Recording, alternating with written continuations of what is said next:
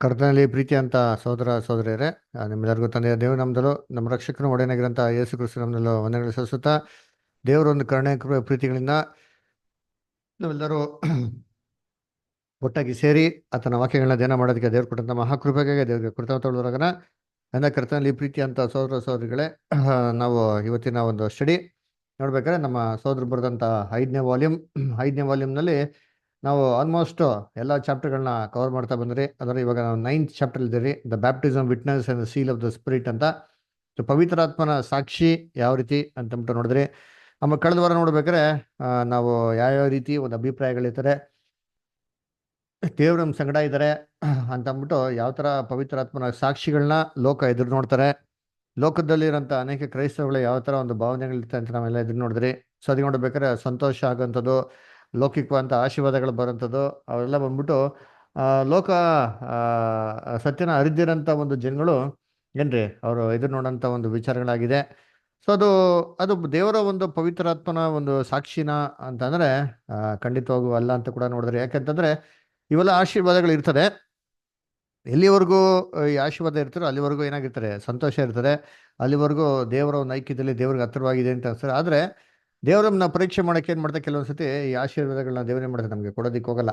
ಆದರೆ ಅವಾಗ ನಾವು ಆಶೀರ್ವಾದಗಳು ದೂರ ಹೋದಾಗ ಏನಾಗ್ತದೆ ಅಂತಂದ್ರೆ ನಾವು ಬಂದ್ಬಿಟ್ಟು ದೇವರಲ್ಲಿ ಇದಿರೋ ಇಲ್ವೋ ಅಂತಾನೆ ಒಂದು ಪ್ರಶ್ನೆನ ಬಿಡ್ತಾರೆ, ನಮ್ಮ ಮನಸ್ಸಲ್ಲಿ ಬಂದ್ಬಿಡ್ತಾರೆ. ಸೊ ಅವಾಗ ಈ ಪವಿತ್ರಾತ್ಮ ಸಾಕ್ಷಿ ಹಂಗಾರೆ ಎಲ್ಲೋಯ್ತು, ಅಂದ್ರೆ ದೇವರು ಒಂದು ಪವಿತ್ರಾತ್ಮ ನಮ್ಮಲ್ಲಿ ಬಿಟ್ಟಿದ್ದಾರೆ ಸಂಚಕಾರವಾಗಿ ಅಂತ ಅನ್ಬೇಕಾದ್ರೆ ಈ ಒಂದು ಸಾಕ್ಷಿ ಯಾಕೆ ನಮ್ಮಲ್ಲಿ ಕೊಡ್ತಾ ಇಲ್ಲ, ಅದಕ್ಕೆ ಇದು ಅರ್ಥ ಏನು ಅಂತಂದ್ಬಿಟ್ಟು ನಾವೇನ್ ಮಾಡೋಣ, ಇವಾಗ ಅದನ್ನ ಇನ್ನ ಮುಂದಕ್ಕೆ ನಾವು ವಾಲ್ಯೂಮ್ಸ್ ಅಲ್ಲಿ ಓದ್ತಾ ಹೋಗೋಣ. ಓಕೆನಾ? ಅದಕ್ಕೆ ಪೇಜ್ ನಂಬರ್ 229 ಕನ್ನಡದಲ್ಲಿ, ಪೇಜ್ ನಂಬರ್ 141 ಇಂಗ್ಲಿಷ್, 141 ಕನ್ನಡದಲ್ಲಿ, ಇಂಗ್ಲೀಷಲ್ಲಿ ಪೇಜ್ ನಂಬರ್ 229. ಸೋದರ ಸೋದರಿಗಳು ಯಾರ ಹತ್ರ ವಾಲ್ಯೂಮ್ಸ್ ಇದೆಯೋ ಅವ್ರ ಕೈಗಳಿರ್ತಾರೆ, ಅವ್ಗಳ ಅವಕಾಶಗಳು ಕೊಡೋಕೆ ಏನಾಗ್ಬೋದು, ಅನುಕೂಲ ಆಗ್ಬೋದು.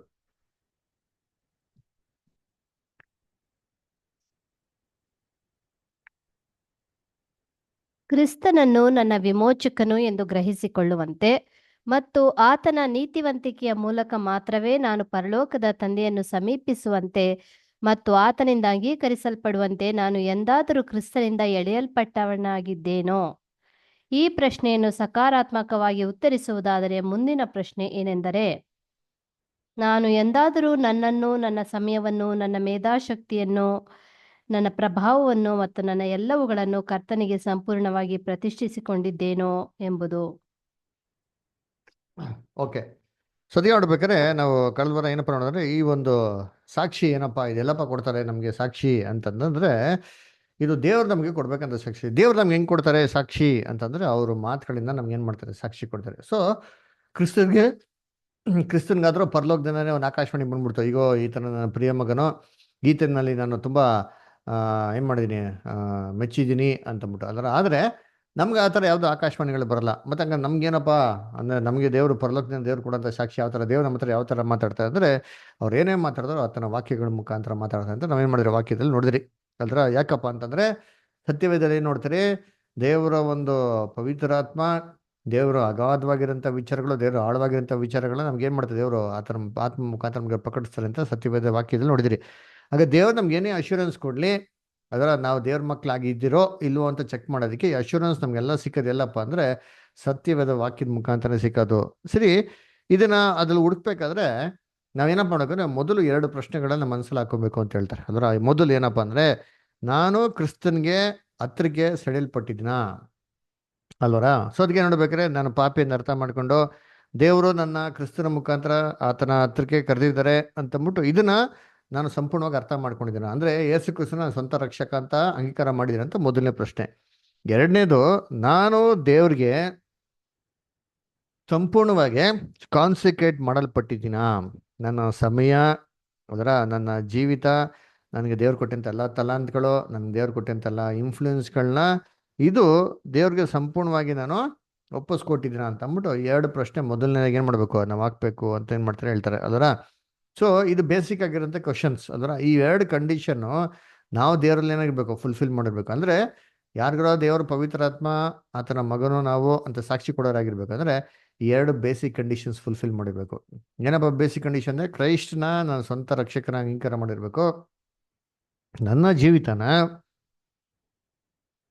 ಕಂಪ್ಲೀಟಾಗಿ ದೇವ್ರಿಗೆ ಒಪ್ಪಿಸ್ಕೊಟ್ಟಾಗ ಏನಾಗಿರ್ಬೇಕು, ಕಾನ್ಸಿಕ್ರೇಟ್ ಏನು ಮಾಡಿರ್ಬೇಕು ಅಂತಂದ್ಬಿಟ್ಟು. ಓಕೆನಾ?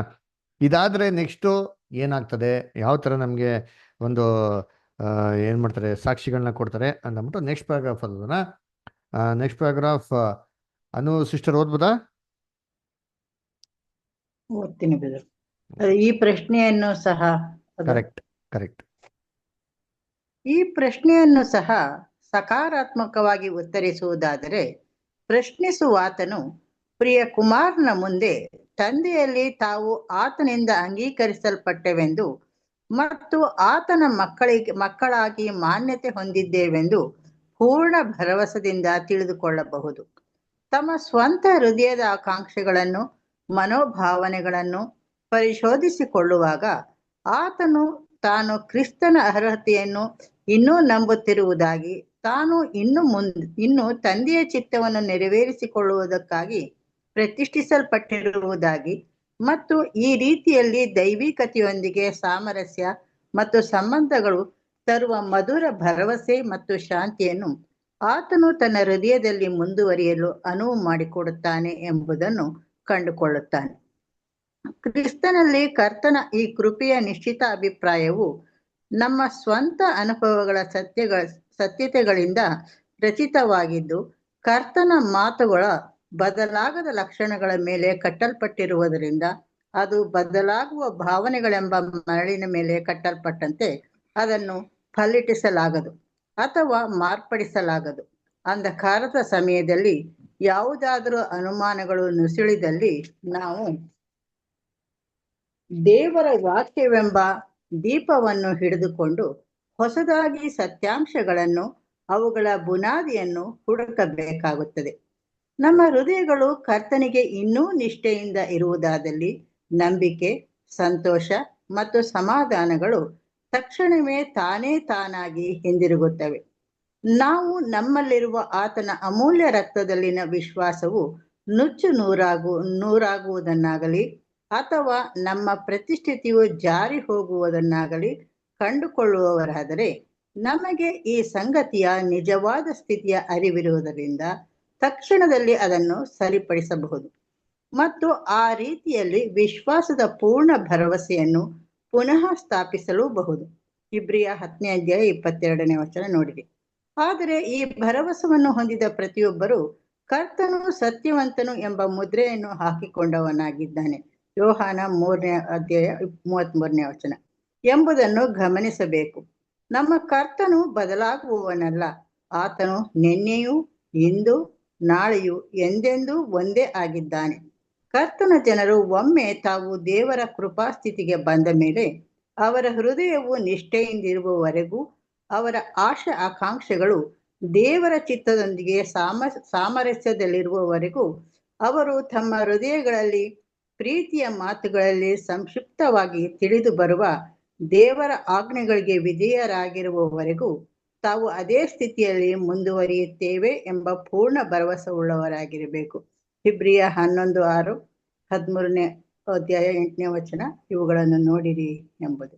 Thank you sister. ನನ್ನ ಕರ್ತನಲ್ಲಿ ಪ್ರೀತಿ ಅಂತ ಸಹೋದರಗಳೇ, ಇವೆರಡು ಕಂಡೀಷನು ನಾವು ನಮ್ಮ ಲೈಫಲ್ಲಿ ಫುಲ್ಫಿಲ್ ಮಾಡಿದ್ಮೇಲೆ ನಮ್ಮಲ್ಲಿ ದೃಢವಾಗಿರೋಂಥ ಒಂದು ಕನ್ವಿಕ್ಷನ್ ಇರಬೇಕು ಅಂತ ಹೇಳ್ತಾರೆ. ನನಗೇನಪ್ಪ ಅಂದರೆ, ದೃಢವಾದ ಕನ್ವಿಕ್ಷನ್ ಅಂತಂದರೆ ನಮ್ಮ ನಂಬಿಕೆಯಲ್ಲಿ ಯಾವುದೇ ರೀತಿ ಚಂಚಲತೆ ಇರಬಾರ್ದು. ಅಂದರೆ ಯಾವ ಥರ ಅಂತಂದರೆ, ಕಾನ್ಸಿಕ್ರೇಟ್ ಮಾಡ್ಕೊಂಡಿದ್ಮೇಲೆ ಏನ್ರಿ ಕೆಲವೊಂದು ದಿನಗಳಾದ್ಮೇಲೆ ಅಯ್ಯೋ ಇದು ಯಾಕೆ ಕಾನ್ಸಿಕ್ರೇಟ್ ಮಾಡ್ಕೊಂಡೆ, ಅಯ್ಯೋ ಇದು ಯಾತಕ್ಕೆ ಮಾಡ್ಕೊಂಡೆ, ಅಯ್ಯೋ ಮಾಡಬಾರ್ದಾಗಿತ್ತಲ್ಲ, ಅಯ್ಯೋ ನಾನು ಮಾಡದಿದ್ರೆ ಚೆನ್ನಾಗಿರ್ತಾಯಿತ್ತಲ್ಲ ಅಂತಂದ್ಬಿಟ್ಟು ಈ ಥರ ಗೊಂದಲಕ್ಕೆ ಏನಾಗ್ಬಾರ್ದು, ನಾವು ಬೀಳಕ್ಕೆ ಹೋಗ್ಬಾರ್ದು. ಅಂದ್ರೆ ಈ ಥರ ಒಂದು ಸಂದೇಹಗಳು ಬರೋಂಥ ಸನ್ನಿವೇಶಗಳಿಗೆ ನಾವೇನು ಮಾಡೋಕೆ ಹೋಗ್ಬಾರ್ದು, ಒಳಗಾಗಕ್ಕೆ ಹೋಗ್ಬಾರ್ದು. ಅದರ ಮತ್ತೆ ಏನಪ್ಪ ಅಂತಂದರೆ ಏನ್ರಿ ನೋಡಿ, ಶೋಧನೆ ಬರೋದು ಒಂದು, ಆದರೆ ನಾವು ದೇವ್ರ ಮೇಲೆ ಸಂದೇಹ ಬರೋದು ಇನ್ನೊಂದು ರೀ. ಅದರ ಶೋಧನೆ ಎಲ್ಲರಿಗೂ ಬಂದೇ ಬರ್ತದೆ ರೀ. ಅದರ ಆದರೆ ಶೋಧನೆಗಳನ್ನ ಜಯಿಸೋದಕ್ಕೆ ನಮಗೆ ದೇವ್ರ ಮೇಲೆ ಏನಾಗಬೇಕು, ನಂಬಿಕೆ ಇರಬೇಕು. ಅದು ದೇವ್ರು ಕೊಡೋದು ಏನಕ್ಕಪ್ಪ ಅಂದರೆ, ನಾವು ಆತ ನಂಬಿದಿರಲ್ವಾ, ನಿಜವಾಗ್ಲೂ ನಂಬಿದಿರೋ ಇಲ್ವೋ ಅಂತ ಪರೀಕ್ಷೆ ಮಾಡೋದಕ್ಕೋಸ್ಕರ ದೇವ್ರು ಏನು ಮಾಡ್ತಾರೆ, ಆತ ನಮಗೆ ಪರೀಕ್ಷೆಗಳನ್ನ ಇದು ಮಾಡ್ತಾರೆ, ದಯಪಾಲಿಸ್ತಾರೆ ಅಲ್ವರ. ಸೊ ಆ ಪರೀಕ್ಷೆಗಳಲ್ಲಿ ನಾವು ಹೆಂಗಿರಬೇಕು, ಇದು ಜಯಶಾಲಿ ಆಗಿರೋದಕ್ಕೆ ನಾವು ಪ್ರಯತ್ನ ಮಾಡಬೇಕು. ಆ ಟೈಮಲ್ಲಿ ನಮ್ಮ ಒಂದು ಕನ್ವಿಕ್ಷನ್ ಅಂತೇನಿದೆಯೋ, ಒಂದು ಸ್ಟ್ರಾಂಗ್ ಫೇತ್ ಏನು ಮಾಡಬೇಕು, ಆವಾಗ ಟೆಸ್ಟಿಗೆ ಏನಾಗ್ತಾರೆ ದೇವರು ಅಪ್ಲೈ ಮಾಡಿದಾಗ ಆ ಟೆಸ್ಟಲ್ಲಿ ನಾವೇನಾಗಬೇಕು, ಪಾಸರಾಗಿರ್ಬೇಕು ಅಂತ ಹೇಳ್ತಾರೆ ಅಲ್ವರ. ಅದಕ್ಕೆ ಕೆಲವೊಂದು ವಾಕ್ಯಗಳು ಓದೋಣ.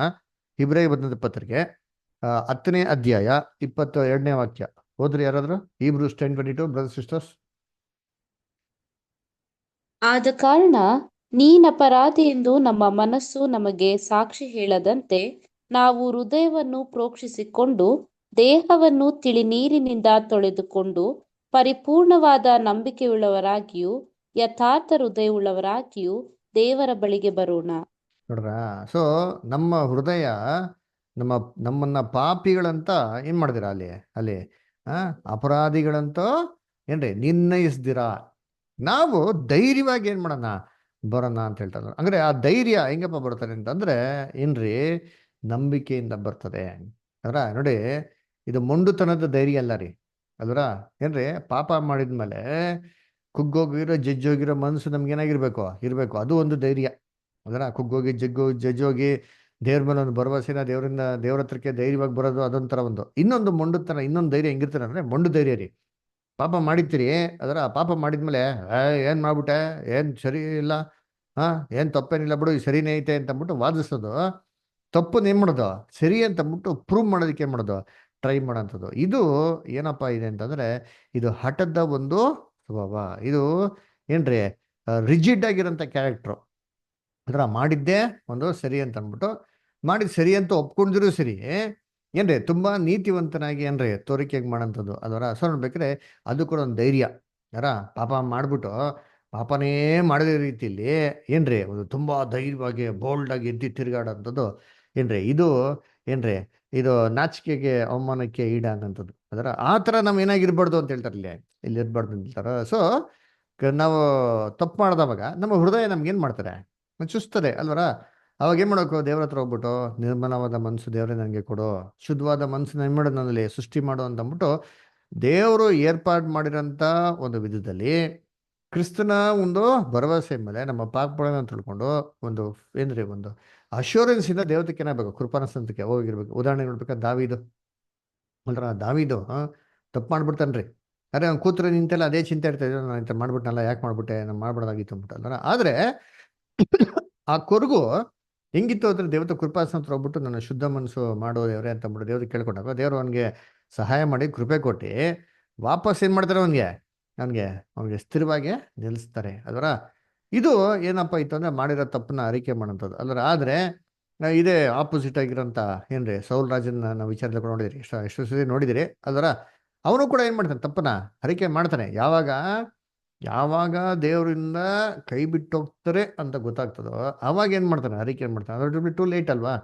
ಸೊ ನೋಡ್ಬೇಕಾದ್ರೆ ದೇವರು ನಮ್ಮನ್ನ ತಿದ್ದಂಥ ಟೈಮಲ್ಲಿ ತಿದ್ಕೊಂಡ್ಬಿಡ್ಬೇಕು. ಅದರ ದೇವರು ನಮ್ಮನ್ನ ಕಂಪೆಲ್ ಮಾಡಿ ತಿದ್ದಂಥ ವಿಚಾರಕ್ಕೆ ಹೋದವಾಗ ಏನಾಗ್ತದೆ ಅಂದರೆ ಏನ್ರಿ ದೇವರಿಂದ ಒಂದು ಅನ್ಯೋನ್ಯತೆ ನಾವೇನು ಮಾಡ್ತೀರಿ ಕಳ್ಕೊಂತೀರಿ ಅಲ್ವರ. ಸೊ ಅದಕ್ಕೆ ಏನ್ರಿ ಈ ಥರ ಒಂದು ಸನ್ನಿವೇಶಗಳಿಗೆ ದೇವ್ರ ಮಕ್ಳು ಏನಾಗಿರ್ಬಾರ್ದು ಈಡಾಗಬಾರ್ದು ಅಂತ ಹೇಳ್ತಾರೆ ಅಲ್ವರ. ಹಂಗಂದ್ರೆ ಏನರ್ಥ ಅಂದರೆ ದೇವರು ನಮ್ಮ ಜೊತೆ ಇದ್ದಾರೆ ಅಂತಂದ್ಬಿಟ್ಟು ಏನ್ರಿ ಇದನ್ನ ನಾವು ನಂಬಿಕೆಯಿಂದ ದೃಢವಾದ ನಂಬಿಕೆಯಿಂದ ನಂಬೋರಾಗಿರ್ಬೇಕು ಅಂತ ಹೇಳ್ತಾನೆ. ಇನ್ನೊಂದು ವಾಕ್ಯ ಓದೋಣ. ಇಲ್ಲಿ ಯೋಹಾನ 3:33 ಓದಿ. ಜಾನ್ 3:33.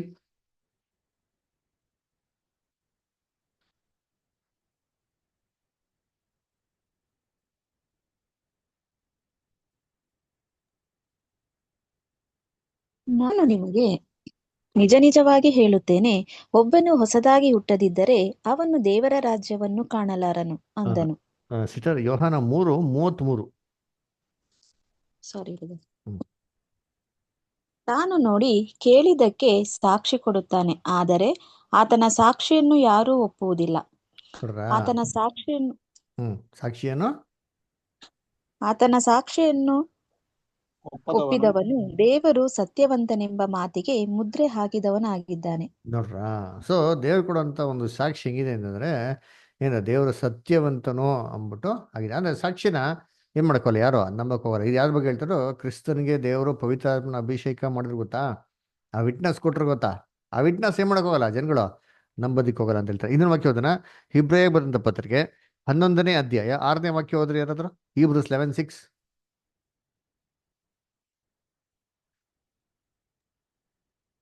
ಆದರೆ ನಂಬಿಕೆ ಇಲ್ಲದೆ ದೇವರನ್ನು ಮೆಚ್ಚಿಸುವುದು ಅಸಾಧ್ಯ. ದೇವರ ಬಳಿಗೆ ಬರುವವನು ದೇವರು ಇದ್ದಾನೆ ಮತ್ತು ತನ್ನನ್ನು ಹುಡುಕುವವರಿಗೆ ಪ್ರತಿಫಲವನ್ನು ಕೊಡುತ್ತಾನೆ ಎಂದು ನಂಬುವುದು ಅವಶ್ಯ. ನೋಡ್ರ. ಸೊ ಈ ನಂಬಿಕೆ ಏನಾಗಿರ್ಬೇಕು ನಮ್ಗಿರ್ಬೇಕು. ಅದರ ಅವಶ್ಯಕತೆ ವೆರಿ ವೆರಿ ಇಂಪಾರ್ಟೆಂಟ್. ನಾವ್ ಏನ್ ಕಳ್ಕೊಂಡ್ರು ನಾವು ನಂಬಿಕೆ ಮಾಡ್ಬಾರ್ದು, ಕಳ್ಕೊಳಕ್ ಹೋಗ್ಬಾರ್ದು ಅಲ್ವರ. ದೇವ್ರು ನಮ್ಮ ಸಂಗಡ ಇದ್ದಾರೆ, ದೇವ್ರು ನಮ್ಗೆ ಸಹಾಯ ಮಾಡ್ತಾರೆ ಅಂತಂದ್ಬಿಟ್ಟು ಅದರ ಯಾವಾಗ ನಾವು ತಪ್ಪು ಮಾಡಿದಾಗ ದೇವ್ರ ಹತ್ರ ಮನಸ್ಸಾಂತರ ಹೊಂದಿ ದೇವತೆ ಹೋದಾಗ ದೇವ್ರು ನಮ್ಗೆ ಎಲ್ಲಾ ರೀತಿಯಲ್ಲಿ ನಮ್ಮ ಪಾಪಗಳನ್ನ ಕ್ಷಮಿಸಿದ್ರೆ ಅಂದ್ಬಿಟ್ಟು ಅದು ದೃಢವಾದ ಒಂದು ನಂಬಿಕೆ ನಮ್ಗೆ ಏನಾಗಿರ್ಬೇಕು. ಯಾವಾಗ ದೇವತೆ ಕನ್ಫ್ಯೂಸ್ ಮಾಡಿ ದೇವತರ ಹರಿಕೆ ಮಾಡಿ ಇದನ್ನೆಲ್ಲವನ್ನು ದೇವ್ರು ಏರ್ಪಾಡು ಮಾಡೋಂಥ ರೀತಿಯಲ್ಲಿ ಕರೆಕ್ಷನ್ಸ್ ಮಾಡ್ಕೊಂಡಾಗ ಪ್ರಯತ್ನ ಮಾಡಿದಾಗ ಅದರ. ಸೊ ಪಾಪ ಮಾಡ್ಬಿಟ್ಟು ತಪ್ಪು ಮಾಡ್ಬಿಟ್ಟು ನಾನು ಮಾಡಿದ್ದೇ ಸಿರಿಬಿಟ್ಟು ಅರ್ಥ ಸಾಧಿಸ್ಬಿಟ್ಟು ತಿರುಗಿ ದೇವತ್ರ ಹೋಗ್ಬಿಟ್ಟು ಅಯ್ಯೋ ದೇವರೇ ನಂಗೆ ಏನು ಮಾಡೋದು ಸಹಾಯ ಮಾಡೋದು ಕೇಳಿದಾಗ ಅಂಥ ವಿಚಾರದಲ್ಲ ಅದರ. ಸೊ ಅದಕ್ಕೆ ನೋಡ್ಬೇಕಾರೆ ಏನ್ರಿ ನಂಬಿಕೆ ಅದರ ಮೂಢ ನಂಬಿಕೆನೂ ಇದೆ. ಏನ್ರಿ ಕಾಣದೆ ಅಂತ ವಿಚಾರದಲ್ಲಿ ನಂಬಿಕೆ ಇರ್ತೀವಿ ಗೊತ್ತಾ, ಅದು ಕೂಡ ಒಂದು ನಂಬಿಕೆ ರೀ. ಅದರ ಎರಡಿಗೂ ವ್ಯತ್ಯಾಸ ಇದೆ ರೀ ಅದರ. ಇನ್ನೊಂದು ವಾಕ್ಯ ಅಂತಾರೆ ಹಿಬ್ರಿಯರು 13:8, Hebrews 13:8 ನೋಡ್ರಿ.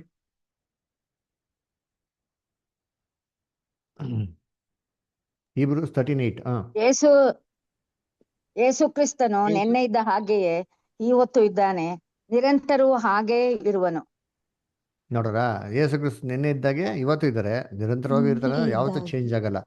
ಆ ಫೇತ್ ನಮ್ಗೆ ಏನಾಗಿರ್ಬೇಕು ಇರಬೇಕು. ಅಂದ್ರೆ ನಾನು ತಪ್ಪು ಮಾಡ್ಬಿಟ್ಟಿದೀನಿ, ಆಯ್ತು, ಈ ತಪ್ಪುಗಳನ್ನೆಲ್ಲ ದೇವತ್ರ ಹೋಗಿ ನಾವು ಕನ್ಫೆಸ್ ಮಾಡಿ ಅದನ್ನ ಮಾಡಿರೋ ತಪ್ಪುಗಳನ್ನ ಬಿಟ್ಟು ತಿದ್ದುಕೊಂಡು ದೇವತರ ಬರೋದಕ್ಕೆ ಪ್ರಯತ್ನ ಮಾಡಿದಾಗ ದೇವ್ರು ನಮ್ಮನ್ನ ಯಾವತ್ತೂ ಕೈ ಬಿಡಲ್ಲ, ದೇವ್ರು ನಮ್ಗೆ ಸಹಾಯ ಮಾಡೇ ಮಾಡ್ತಾರೆ ಅಂತಂದ್ಬಿಟ್ಟು ಈ ನಂಬಿಕೆ ನಮ್ಗೇನಾಗಿರ್ಬೇಕು ಇದು ಇರಬೇಕು ಅಲ್ವರ. ಸರಿ ನೋಡ್ಬೇಕಾರೆ ಏನ್ರಿ ಈ ನಂಬಿಕೆ ಇದ್ದವಾಗ ಖಂಡಿತವಾಗೂ ದೇವ್ರು ಏನ್ ಮಾಡ್ತಾರೆ, ನಮ್ಗೆ ಸಹಾಯ ಮಾಡೇ ಮಾಡ್ತಾರೆ. ಓಕೆನಾ? ಸರಿ, ಓಕೆ. ನೆಕ್ಸ್ಟ್ ಪ್ಯಾರಾಗ್ರಾಫ್ ಓದೋಣ. ನೆಕ್ಸ್ಟ್ ಪ್ಯಾರಾಗ್ರಾಫ್ ನವಿತಾ ಸಿಸ್ಟರ್ ಓದ್ತೀರಾ?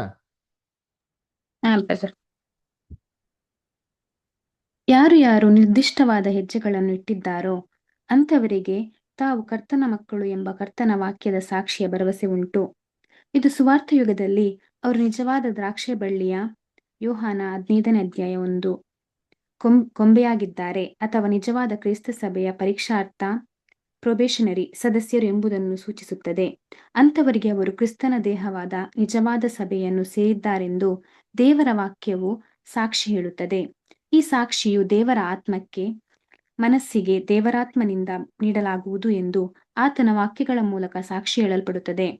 ಇದೇ ಸತ್ಯದ ಆತ್ಮನು ಅಂಥವರಿಗೆ ಅವರ ಹೃದಯಗಳು ಕರ್ತನಿಗೆ ನಿಷ್ಠಾವಂತಿಕೆಯಲ್ಲಿ ಪರೀಕ್ಷಾರ್ಥ ಸಮಯದ ಅಂತ್ಯದವರೆಗೂ ಮುಂದುವರೆದರೆ ಅವರ ಸ್ವಇಚ್ಛೆಯಿಂದ ಮತ್ತು ಸಂತೋಷವಾಗಿ ತಮ್ಮ ತಮ್ಮ ಶಿಲುಬೆಯನ್ನು ಪ್ರತಿನಿತ್ಯ ಹೊತ್ತುಕೊಂಡು ಆತನನ್ನು ಹಿಂಬಾಲಿಸುವವರಾದರೆ, ಅವರ ಒಡೆಯನ ಹೆಜ್ಜೆ ಜಾಡಿನಲ್ಲಿ ನಡೆಯುವ ಉತ್ತಮವಾದುದನ್ನು ಬಯಸುವುದಾದರೆ, ಅವರ ಕ್ರಮ ಮುಗಿದು ಪುನರುತ್ಥಾನದಲ್ಲಿ, ಅಂದರೆ ಪ್ರಥಮ ಪುನರುತ್ಥಾನದಲ್ಲಿ ಅವರನ್ನು ಭಾಗಿದಾರನನ್ನಾಗಿ ಮಾಡಿಕೊಂಡ ಮೇಲೆ ಕ್ರಿಸ್ತನ ಸಭೆಯಲ್ಲಿ ಅವರ ಪರೀಕ್ಷಾರ್ಥ ಸದಸ್ಯತ್ವವನ್ನು ಕೂಡಲೇ ನಿಜವಾದ ಸದಸ್ಯತ್ವಕ್ಕೆ ಬದಲಾಯಿಸಲಾಗುವುದು.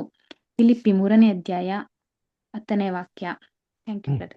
Very good star. ನೋಡ್ರ, ಸದ್ಯ ಹೇಳ್ತಾರೆ ಈ ತರ ದೇವರ ಒಂದು ದೇವರಲ್ಲಿ ಇದ್ದಿ ಆ ಕಾನ್ಫಿಡೆನ್ಸ್ ಅಥವಾ ಒಂದು ಕನ್ವಿಕ್ಷನ್ ನಮ್ಮ ಹತ್ರ ಇದ್ದಿದ್ಮೇಲೆ ನಾವು ನಿಷ್ಠಾವಂತಿಕೆಯಾಗಿ ದೇವ್ರ ಮಾರ್ಗದಲ್ಲಿ ನಮ್ಗೆ ಎಷ್ಟು ಆಗ್ತದೋ ಅಷ್ಟು ಸಾಧ್ಯವಾದಷ್ಟು ನಾವು ನಡೆಯೋಕ್ಕೆ ಪ್ರಯತ್ನ ಮಾಡ್ತಾ ಇರ್ಬೇಕಾದ್ರೆ ದೇವ್ರು ನಮ್ಮನ್ನು ಏನು ಮಾಡ್ತಾರೆ ಅಂದರೆ ಆ ಮಾರ್ಗದ ಅಂತ್ಯವರೆಗೂ ಕೈ ಹಿಡಿದು ನಡೆಸಿ ನಮ್ಮನ್ನು ಓಟ ನೋಡಿ ಮುಗಿಸೋದಕ್ಕೆ ಏನು ಮಾಡ್ತಾರೆ, ದೇವ್ರು ನಮಗೆ ಸಹಾಯ ಮಾಡ್ತಾರೆ. ಅದರ ಇದು ಏನು ಹೇಳ್ತಾರೆ, ಈ ಒಂದು ಕಾನ್ಸಂಟ್ರೇಷನ್ ಇಂದ ಹಿಡಿದು ಆ ಓಟ ಮುಗಿಸ್ತಿರಲ್ಲ ಆ ಪೀರಿಯಡ್ಗೆ ಏನು ಹೇಳ್ತಾರೆ ಇಲ್ಲಿ ಬಂದ್ಬಿಟ್ಟು it is A probationary period ಅಂತ ಏನು ಮಾಡ್ತಾರೆ ಹೇಳ್ತಾರೆ. ಪ್ರೊಬೇಷನರಿ ಪೀರಿಯಡ್ ಅನ್ನೇನೋ ಅದರ it can be either way, ನೀವು ಪರ್ಮನೆಂಟ್ ಆದರೂ ಆಗ್ಬೋದು ಅಥವಾ ಏನ್ರಿ ನೀವು ಡಿಮಾರ್ ಆದರೂ ಆಗ್ಬೋದು. ಅದರ ಆ ರೀತಿ ಒಂದು ಪ್ರೊಬೇಷನರಿ ಪೀರಿಯಡ್ ಇದ್ದಂಗೆ. ಸೊ ಪ್ರತಿಯೊಂದು ಸ್ಟೆಪ್ಸಲ್ಲಿ ಪ್ರತಿಯೊಂದು ದಿನದ ಮಾರ್ಗದಲ್ಲಿ ದೇವ್ರು ನಮ್ಮನ್ನೇ ಮಾಡ್ತಾರೆ, ಪರೀಕ್ಷೆ ಮಾಡ್ತಾ ಇದ್ದಾರೆ. ಇದ್ರಲ್ಲಿ ಪಾಸ್ ಆದರೆ ದೇವ್ರು ಮಾಡ್ತಾರೆ ನಮ್ಗೆ ಕನ್ಫರ್ಮ್ ಆಗಿ ಪರ್ಮನೆಂಟಾಗೆ ಒಂದು ಮಾಡ್ತಾರೆ. ಅದು ಯಾವಾಗ ಪರ್ಮನೆಂಟ್ ಆಗೋದು ಅಂತಂದರೆ ನಾವೆಲ್ಲ ಇಲ್ಲಿ ದೇವರಿಗೆ ನಂಬಿಕಸ್ಥರಾಗಿದೆ ಪ್ರೂವ್ ಮಾಡಿದ್ಮೇಲೆ, ಓಟ ಓಡಿ ಮುಗಿಸಿದ್ಮೇಲೆ, ತೆರೆ ಆ ಕಡೆ ಹೋಗಿದ್ಮೇಲೆ ದೇವ್ರೇನು ಮಾಡ್ತಾರೆ, ಕ್ರಿಸ್ತನೊಂದಿಗೆ ಸಹಬಾಧ್ಯಗಳಾಗಿ ಮಾಡ್ತಾರೆ. ಅದರ ಸೊ ಅದು ಒಂದು ಪ್ರೊಬೇಷನರಿ ಪೀರಿಯಡು ಮುಗ್ದಂಗೆ. ಅದರ ಇವಾಗ ಎಕ್ಸಾಂಪಲು ಕೆಲಸದಲ್ಲೆಲ್ಲ ಏನು ಮಾಡ್ತಾರೆ, ಕೆಲಸಕ್ಕೆ ಸೇರ್ಕೊಂಡ ತಕ್ಷಣ ಯಾರನ್ನೂ ಪರ್ಮನೆಂಟಾಗಿ ಮಾಡೋದಿಲ್ಲ. ಫಸ್ಟ್ ಏನು ಮಾಡ್ತಾರೆ, ಒಂದು ಟೆಂಪ್ರರಿ ಟ್ರಯಲ್ ಬೇಸಿಸ್ ಮೇಲೆ ಅವ್ರನ್ನ ನೋಡ್ತಾರೆ. ಯಾಕೆ ಅಂದರೆ ಈ ಒಂದು 6 ತಿಂಗಳು ಅಥವಾ 3 ತಿಂಗಳು ಕೆಲಸ ಕರೆಕ್ಟಾಗಿ ಮಾಡ್ತಾರೆ ಅಂದರೆ ಏನಪ್ಪ ಮೀನಿಂಗು ಅಂತಂದರೆ ಅವ್ನು ನಿಜವಾಗ್ಲೂ ಇನ್ನು ಮುಂದಕ್ಕೂ ಕೂಡ ಏನು ಮಾಡ್ತಾನೆ, ಚೆನ್ನಾಗೆ ಕೆಲಸ ಮಾಡ್ತಾರೆ ಅಂತ ಒಂದು ಪ್ರೂಫ್ ರೀ. ಅದರ ಇವನು 2-3 ತಿಂಗಳಲ್ಲೇ ಕೆಲಸ ನೆಟ್ಟಿಗೆ ಮಾಡಿಲ್ಲ ಅಂತ ಏನು ಮೀನಿಂಗು, ಮುಂದಕ್ಕೂ ಕೂಡ ಏನು ಮಾಡಲ್ಲ, ಕೆಲಸ ಮಾಡಲ್ಲ ಅಂತ ಅದೊಂದು ಸಾಕ್ಷಿ. ಅದರ ಅದೇ ರೀತಿ ದೇವ್ರು ಏನು ಮಾಡ್ತಾರೆ, ಏನ್ರಿ ಈ ಜೀವಿತದಲ್ಲಿ ಇವ್ರು ಹೆಂಗಪ್ಪ ಇದ್ದಾರೆ, ಈ ಜೀವಿತದಲ್ಲೇ ನೆಟ್ಟಿಗಿಲ್ಲ ಅಂತಂದ್ರೆ ಇನ್ ಬರೋಂಥ ಜೀವಿತದಲ್ಲಿ ಹೆಂಗೆ ನಂಬಿಕಸ್ಥರಾಗಿರಕ್ಕೆ ಸಾಧ್ಯ? ಅದಕ್ಕೆ ಯೇಸು ಕ್ರಿಸ್ತ ಹೇಳ್ತಾರಲ್ಲ, ಏನ್ರಿ, ಯಾರೋ ಚಿಕ್ಕ ಚಿಕ್ಕ ವಿಚಾರದಲ್ಲಿ ನಂಬಿಕಸ್ಥರಾಗಿರ್ತಾರೋ ಅವ್ರೇನಾಗಿರ್ತಾರೆ, ದೊಡ್ಡ ವಿಚಾರದಲ್ಲಿ ಕೂಡ ನಂಬಿಕಸ್ಥರಾಗಿರ್ತಾರೆ ಅಂದ್ಬಿಟ್ಟಲ್ರ. ಹಂಗಾರೆ ಏನು ಅರ್ಥ? ಈ ಲೋಕದಲ್ಲಿರೋಂಥ ಎಷ್ಟೋ ವಿಚಾರಗಳು ನಮಗೆ ಕೊಟ್ಟವ್ರು ನೋಡಿ, ಸಣ್ಣ ಪುಟ್ಟ ವಿಚಾರಗಳಲ್ವರ. ಸಣ್ಣ ಸಣ್ಣ ಪುಟ್ಟ ವಿಚಾರಗಳಲ್ಲಿ, ಸಣ್ಣ ಪುಟ್ಟ ಟೆಸ್ಟ್ಗಳಲ್ಲಿ ನಾವು ದೇವರಿಗೆ ನಂಬಿಕಸ್ಥರಾಗಿದ್ರಿ ಅಂತ ನೋಡಿಸ್ಬೇಕ್ರಿ. ಇದ್ರಲ್ಲಿ ನಂಬಿಕಸ್ಥರಾಗಿದ್ರಿ ಅಂತ ನೋಡ್ಸಿದ್ರೇನೆ ಏನಪ್ಪ ಪ್ರೂಫು ಅಂತಂದ್ರೆ, ನಾಳೆ ದೇವ್ರು ನಮ್ಗೆ ಇಡೀ ಬ್ರಹ್ಮಾಂಡವನ್ನೇ ಕೊಟ್ರೆ ನಾವು ಖಂಡಿತವಾಗೂ ದೇವ್ರಿಗೆ ಏನಾಗಿರ್ತೀರಿ, ನಂಬಿಕಸ್ಥರಾಗಿರ್ತೀರಿ ಅಂತ ಯೇಸು ಕ್ರಿಸ್ತ ಒಂದು ಮಾತು ಹೇಳ್ತಾರೆ. ಯೋಹನ 14ನೇ ಅಧ್ಯಾಯದಲ್ಲಿ, ವಾಕ್ಯ ಎಲ್ಲ ನಿಮ್ಗೆ ಗೊತ್ತಿರೋದು ನಾನು ಓದಿಸ್ತಾ ಇಲ್ಲ. ನಾನು ಹೋದ್ರೆ ನಿಮ್ಗೊಂದು ಸ್ಥಳವನ್ನು ಸಿದ್ಧ ಮಾಡಿ ತಿರುಗಿ ಬಂದು ಏನ್ ಮಾಡ್ತೀನಿ, ನಿಮ್ನ ಕರ್ಕೊಂಡು ಹೋಗ್ತೀನಿ ಅಂತ ಹೇಳ್ತಾರೆ. ಅದರ ನಮ್ಮ ತಂದೆ ಮನೇಲಿ ಅನೇಕ ಬಿಡಾರಗಳಿದೆ, ಹಂಗೇನೋ ಇಲ್ದಿದ್ರೆ ನಿಮ್ಗೆ ಹೇಳ್ತಾ ಇರಲಿಲ್ಲ. ನಾನು ಹೋದ್ರೆ ನಿಮ್ಗೆ ಏನು ಮಾಡ್ತೀನಿ, ಸ್ಥಳವನ್ನು ಸಿದ್ಧ ಮಾಡಿ ಬಂದು ನಿಮ್ಕೊಂಡು ಹೋಗ್ತೀನಿ ಹೇಳ್ತಾರೆ. ಏನದು ಬಿಡಾರಗಳು? ಏನದು ಬಿಡಾರಗಳು? ನಮ್ಮ ಪರಲೋಕದ ತಂದೆಯ ದೇವರು ಇರೋಂಥ ಸ್ಥಳದಲ್ಲಿ ಅನೇಕ ಬಿಡಾರಗಳಿದೆಯಲ್ಲ, ಏನದು ಬಿಡಾರಗಳು? In my house, my father's house there are many mansions ಅಂತ ಹೇಳ್ತಾರೆ. ಏನು ಮ್ಯಾನ್ಷನ್ಸ್ ಅಂದ್ರೆ ಏನರ್ಥ ಹೇಳ್ರಿ? ಏನು ಎಲ್ಲ ಹೇಳ್ರಿ. ಮನೆಗಳ ಬ್ರದರ್. ಓ ವೆರಿ ಗುಡ್. ಮನೆಗಳು ಅದರ ಪರಲೋಕದಲ್ಲಿ ನಮಗೆ ಮನೆ ಕೊಟ್ಟವ್ರೆ. ಹಂಗೆ ನಾವೆಲ್ಲ ಗಂಟೆ ಮುಂಡೆ ಕಟ್ಕೊಂಡ್ಬಿಟ್ಟು ಅದರ ಮನೆಗೆ ಹೋಗ್ಬೇಕಲ್ಲಿ. ಗೊತ್ತಿಲ್ಲ ಬ್ರದರ್. ಹೇಳ್ರಿ, ಲಿಟ್ರಲ್ ಆಗಿ ಮನೆ ಕಟ್ಟವ್ರ ಪರಲೋಕದಲ್ಲಿ ನಮ್ಗೆ? ಮನೆ ಇಲ್ಲ ನಮ್ಗೆ, ಇಲ್ಲ ಆಳ್ವಿಕೆ ಮಾಡ್ಲಿಕ್ಕೆ. ಆಗಿಲ್ಲ. ಮತ್ತೇನದು? ಮತ್ತೇನದು ಮನೆ ಅಂತಂದ್ರೆ? ಅಂತಲ್ಲ ಯೇಸು ಕ್ರಿಸ್ತು ಅನೇಕ ಬಿಡಾರಗಳು ಅಂತ ಹೇಳ್ತಾರಲ್ಲ, ಏನದು ಅರ್ಥ? ಅಲ್ಲಿ ವಾಸಿಸ್ಲಿಕ್ಕೆ ನಮ್ಗೆ. ವಾಸಿಸಕ್ಕೆ ಏನ್ ಬೇಕು ನಮ್ಗೆ? ಒಂದು ಕೋಣೆ ಬೇಕು, ಅದರ ಮಲ್ಗಕ್ಕೆ ಒಂದು ಕೋಣೆ ಬೇಕು. ಹಂಗೆ ದೇವ್ರ ಮಲ್ಗಕ್ಕೆ ವ್ಯವಸ್ಥೆ ಮಾಡ್ಕೊಳಕ್ಕೆಲ್ಲ ಒಂದು ಸ್ಥಳ, ಒಂದು ಜಾಗ ಮಾಡವ್ರೆ, ಮನೆಗಳ ತರ ಮಾಡವ್ರೆ ಅಂತನ, ಟೆಂಟ್ಗಳ ತರ. ಮಲಗ್ಲಿಕ್ಕೆ ಇಲ್ಲ ಅಲ್ಲಿ. ಏನಿರಲ್ಲ, ನಿದ್ದೆ ಇರಲ್ಲ, ನೀರಡಿಕೆ ಇರಲ್ಲ, ಯಾವ್ದು ಇರಲ್ಲ. ಮತ್ತೆ ಬಿಡಾರ ಮತ್ತೆ ಬಿಡಾರ ಏನಿಗೆ ಬೇಕು? ಬಿಡಾರ ದೇಹ ಈ ಮರಣ ನಂತರ ನಮ್ಗ್ ಒಂದು ಹೊಸ ದೇಹ ಆಗಿರ್ತಾರೆ ಬ್ರದರ್. ಒಂದ್ ನಿಮಿಷ, ಒಬ್ಬೊಬ್ಬರೇ ಮಾತಾಡಿ. ಒಬ್ರು ಮಾತಾಡೋರ್ಗು ಇನ್ನೊಬ್ರು ಮಾತಾಡ್ಬಿಟ್ರಿ. ಮೋಹನ್ ಬದರ್ ಹೇಳ್ಬಿಡಿ ನೀವು ಫಸ್ಟ್. ಯೇಸು ಸ್ವಾಮಿಯಲ್ಲಿ ಬಿಡಾರ ಆಗಿರ್ತಾರೆ ಬ್ರದರ್ ಎಲ್ಲ. ಅವ್ರ ಆಶ್ರಯದಲ್ಲೇ ನಾವ್ ಇರ್ತೀವಿ, ಮತ್ತೆ ಬಿಡಾರ್ ಬೇಕಾಗಿಲ್ಲ. ಮತ್ತೆ ಕೊಡ್ತೀನಿ ಅಂದಾರಲ್ಲ. ಅದೇ ನಾನ್ ನಿಮ್ಗೋಸ್ಕರ ಅಲ್ಲಿ ನಾನ್ ಇರ್ತೀನಲ್ಲ ನಿಮ್ ಜೊತೆಲಿ ಯಾವಾಗ್ಲೂ ಅಂತ ಹೇಳ್ಬಿಟ್ಟು ಅನ್ನೋದಕ್ಕೆ ಅದ ಆ ತರ ಹೇಳಿದ್ರು. ಅದಕ್ಕೆ ಅಂತಂದ್ರ ಇನ್ನು ಕಟ್ಬಿಟ್ಟು ಬರ್ತೀನಿ ಅಂತ. ಸರಿ ಆಯ್ತು, ಓಕೆ. ರೇಷ್ಮೆ ಮಾಸ್ಟರ್ ಹೇಳಿ. ಬಿಡಾರ ಅಂದ್ರೆ ಮರಣ ನಂತರ ನಮ್ಗೊಂದು ಹೊಸ ದೇಹ ಬೇಕಲ್ರಿ. ಅದೇ ಅದನ್ನ ಅವ್ರಿಗೆ ಕೊಡಂತ ಆತ್ಮಿಕ ಶರೀರ. ಅನೇಕ ಬಿಡಾರಗಳು ಅಂತಂದ್ರೆ ಅನೇಕ ದೇಹಗಳು ಕೊಡ್ತಾರೆ ನಮಗೆ. 1,44,000 ಎಲ್ಲರಿಗೂ ಬೇಕಲ್ಲ. ಅದಕ್ಕೆ ಅನೇಕ ಬಿಡಾರಗಳು ಅಂದ್ಬಿಟ್ರು. ಸರಿ, ಓಕೆ, ಗುಡ್ ಗುಡ್ ಥಾಟ್. ಆಯ್ತು. ಅಂದ್ರೆ ಪೌಲ ಒಂದ್ ಕಡೆ ಹತ್ರ ಈ ದೇಹ ಎಂಬ ಗುಡಾರದಲ್ಲಿ ಇರುವ ತನಕ ನಾವು ಭಾರ ಹೊತ್ತವರಾಗಿ ನರಳ್ತೇವೆ ಅಂತ. ಈ ಸ್ವಾಮಿನ ಅಲ್ಲಿ ಆತ್ಮಿಕ ಶರೀರ ಕೊಡ್ಬೇಕು, ಅದು ಬಿಡಾರ ಇದ್ದಂಗಲ್ಲ. ಸರಿ, ಓಕೆ, ಆತ್ಮಿಕವಾಗಿ ಬಿಡಾರ. ಓಕೆ, ಗುಡ್ ಇಷ್ಟ ನೋಡೋಣ. ಓಕೆ, ನಾನು ಹಂಗೆ ಅನ್ಕೊಂಡಿದ್ದೆ. ಗುಡ್, ಶಬಾಷ್. ಓಕೆ, ಬೇರೆ ಯಾರು ಇನ್ಯಾರು ಹೇಳ್ತೀರಾ? ಸರಿ, ಓಕೆ. ಇವಾಗ ನಾವೇನ್ ಮಾಡೋಣ ಅಂತಂದ್ರೆ, ದೇವರು ಮನುಷ್ಯನಿಗೆ ಶ್ವೇತಾಸ್ತ್ರ ಹೇಳಿ. ಸರಿ, ಓಕೆ. ದೇವರು ಮನುಷ್ಯನ್ಗೆ ಮಾಡಿದಂತ ಮೊದಲನೇ ಬಿಡಾರ ಯಾವುದು?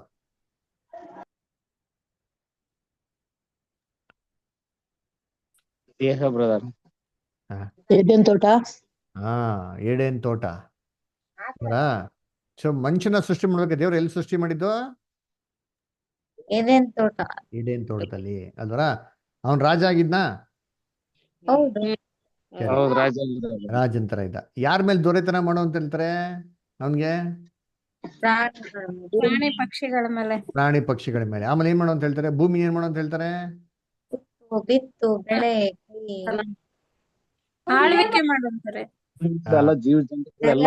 ಆಳ್ವಿಕೆ ಮಾಡುವಂತಾರೆ. ಭೂಮಿನ ವಶಪಡಿಸ್ಕೊ ಅಂತ ಹೇಳ್ತಾರೆ. ಹೌದಾ ಇಲ್ವಾ? ಸರಿ, ಹಂಗಾದ್ರೆ ಆದಾಮಿಗೆ ಅವನು ಮೊದಲನೇ ಮನೆ ಯಾವುದು? ಬರೀ ಏಡೇನ್ ತೋಟನ ಇಡೀ ಭೂಮಿನ? ಇಡೀ ಭೂಮಿ. ಇಡೀ ಭೂಮಿ. ಹಾಗಾದ್ರೆ ಇಡೀ ಭೂಮಿನ ಅವನ್ಗೆ ದೊರೆತನ ಮಾಡಕ್ ಕೊಟ್ಟಿದ್ರು. ಕರೆಕ್ಟ್ ಅಲ್ವಾ? ಹೌದು ಬ್ರದರ್. ಸರಿ, ಅವನ್ ರಾಜ, ಅವನದು ಅರಮನೆ ಯಾವುದು? ಏನೇನ್ ತೋಟ ಬರೀ ಏಡೇನ್ ತೋಟನ ಅಥವಾ ಇಡೀ ಭೂಮಿನ? ಇಡೀ ಭೂಮಿನೇ. ಇಡೀ ಭೂಮಿ. ಅದರ ಅವನ ಸಿಂಹಾಸನ ಇದ್ದಿದ್ದು ಈಡೇನ್ ತೋಟದಲ್ಲಿ. ಅದರ ಹಂಗಾರೆ ಅವನ ರಾಜ್ಭಾರ, ಅವನ ಕಿಂಗ್ಡಮ್ ಅಂತ ಹೇಳ್ಬೇಕಾರೆ ಯಾವ್ದಪ್ಪ ಅಂದ್ರೆ ಇಡೀ ಭೂಮಂಡಲ. ಇಡೀ ಭೂಮಂಡಲ ಏನಾಗಿತ್ತಪ್ಪ ಅಂದ್ರೆ ಅವನ್ಗೆ ಒಂದು ಅರಮನೆ ತರ. ಕರೆಕ್ಟಾ? ಹೌದಾ ಇಲ್ವಾ? ಹೌದು ಹ? ಹೌದು ಬ್ರದರ್. ಅದು ಅವನ್ಗೆ ಒಂದು ಏನ್ರಿ ಬಿಡಾರ. ಕರೆಕ್ಟಾ? ಸರಿ, ಇವಾಗ ಏನ್ ಹೇಳ್ತಾ ಇದಾರೆ ಅಂದ್ರೆ ಸತ್ಯವೇದದಲ್ಲಿ ಅಂದ್ರೆ ಆಡಮ್ಗೆ ಭೂಮಿ ಬಂದ್ಬಿಟ್ಟು ಒಂದು ಬಿಡಾರ. ಕರೆಕ್ಟಾ? ಹೌದು ಬ್ರದರ್.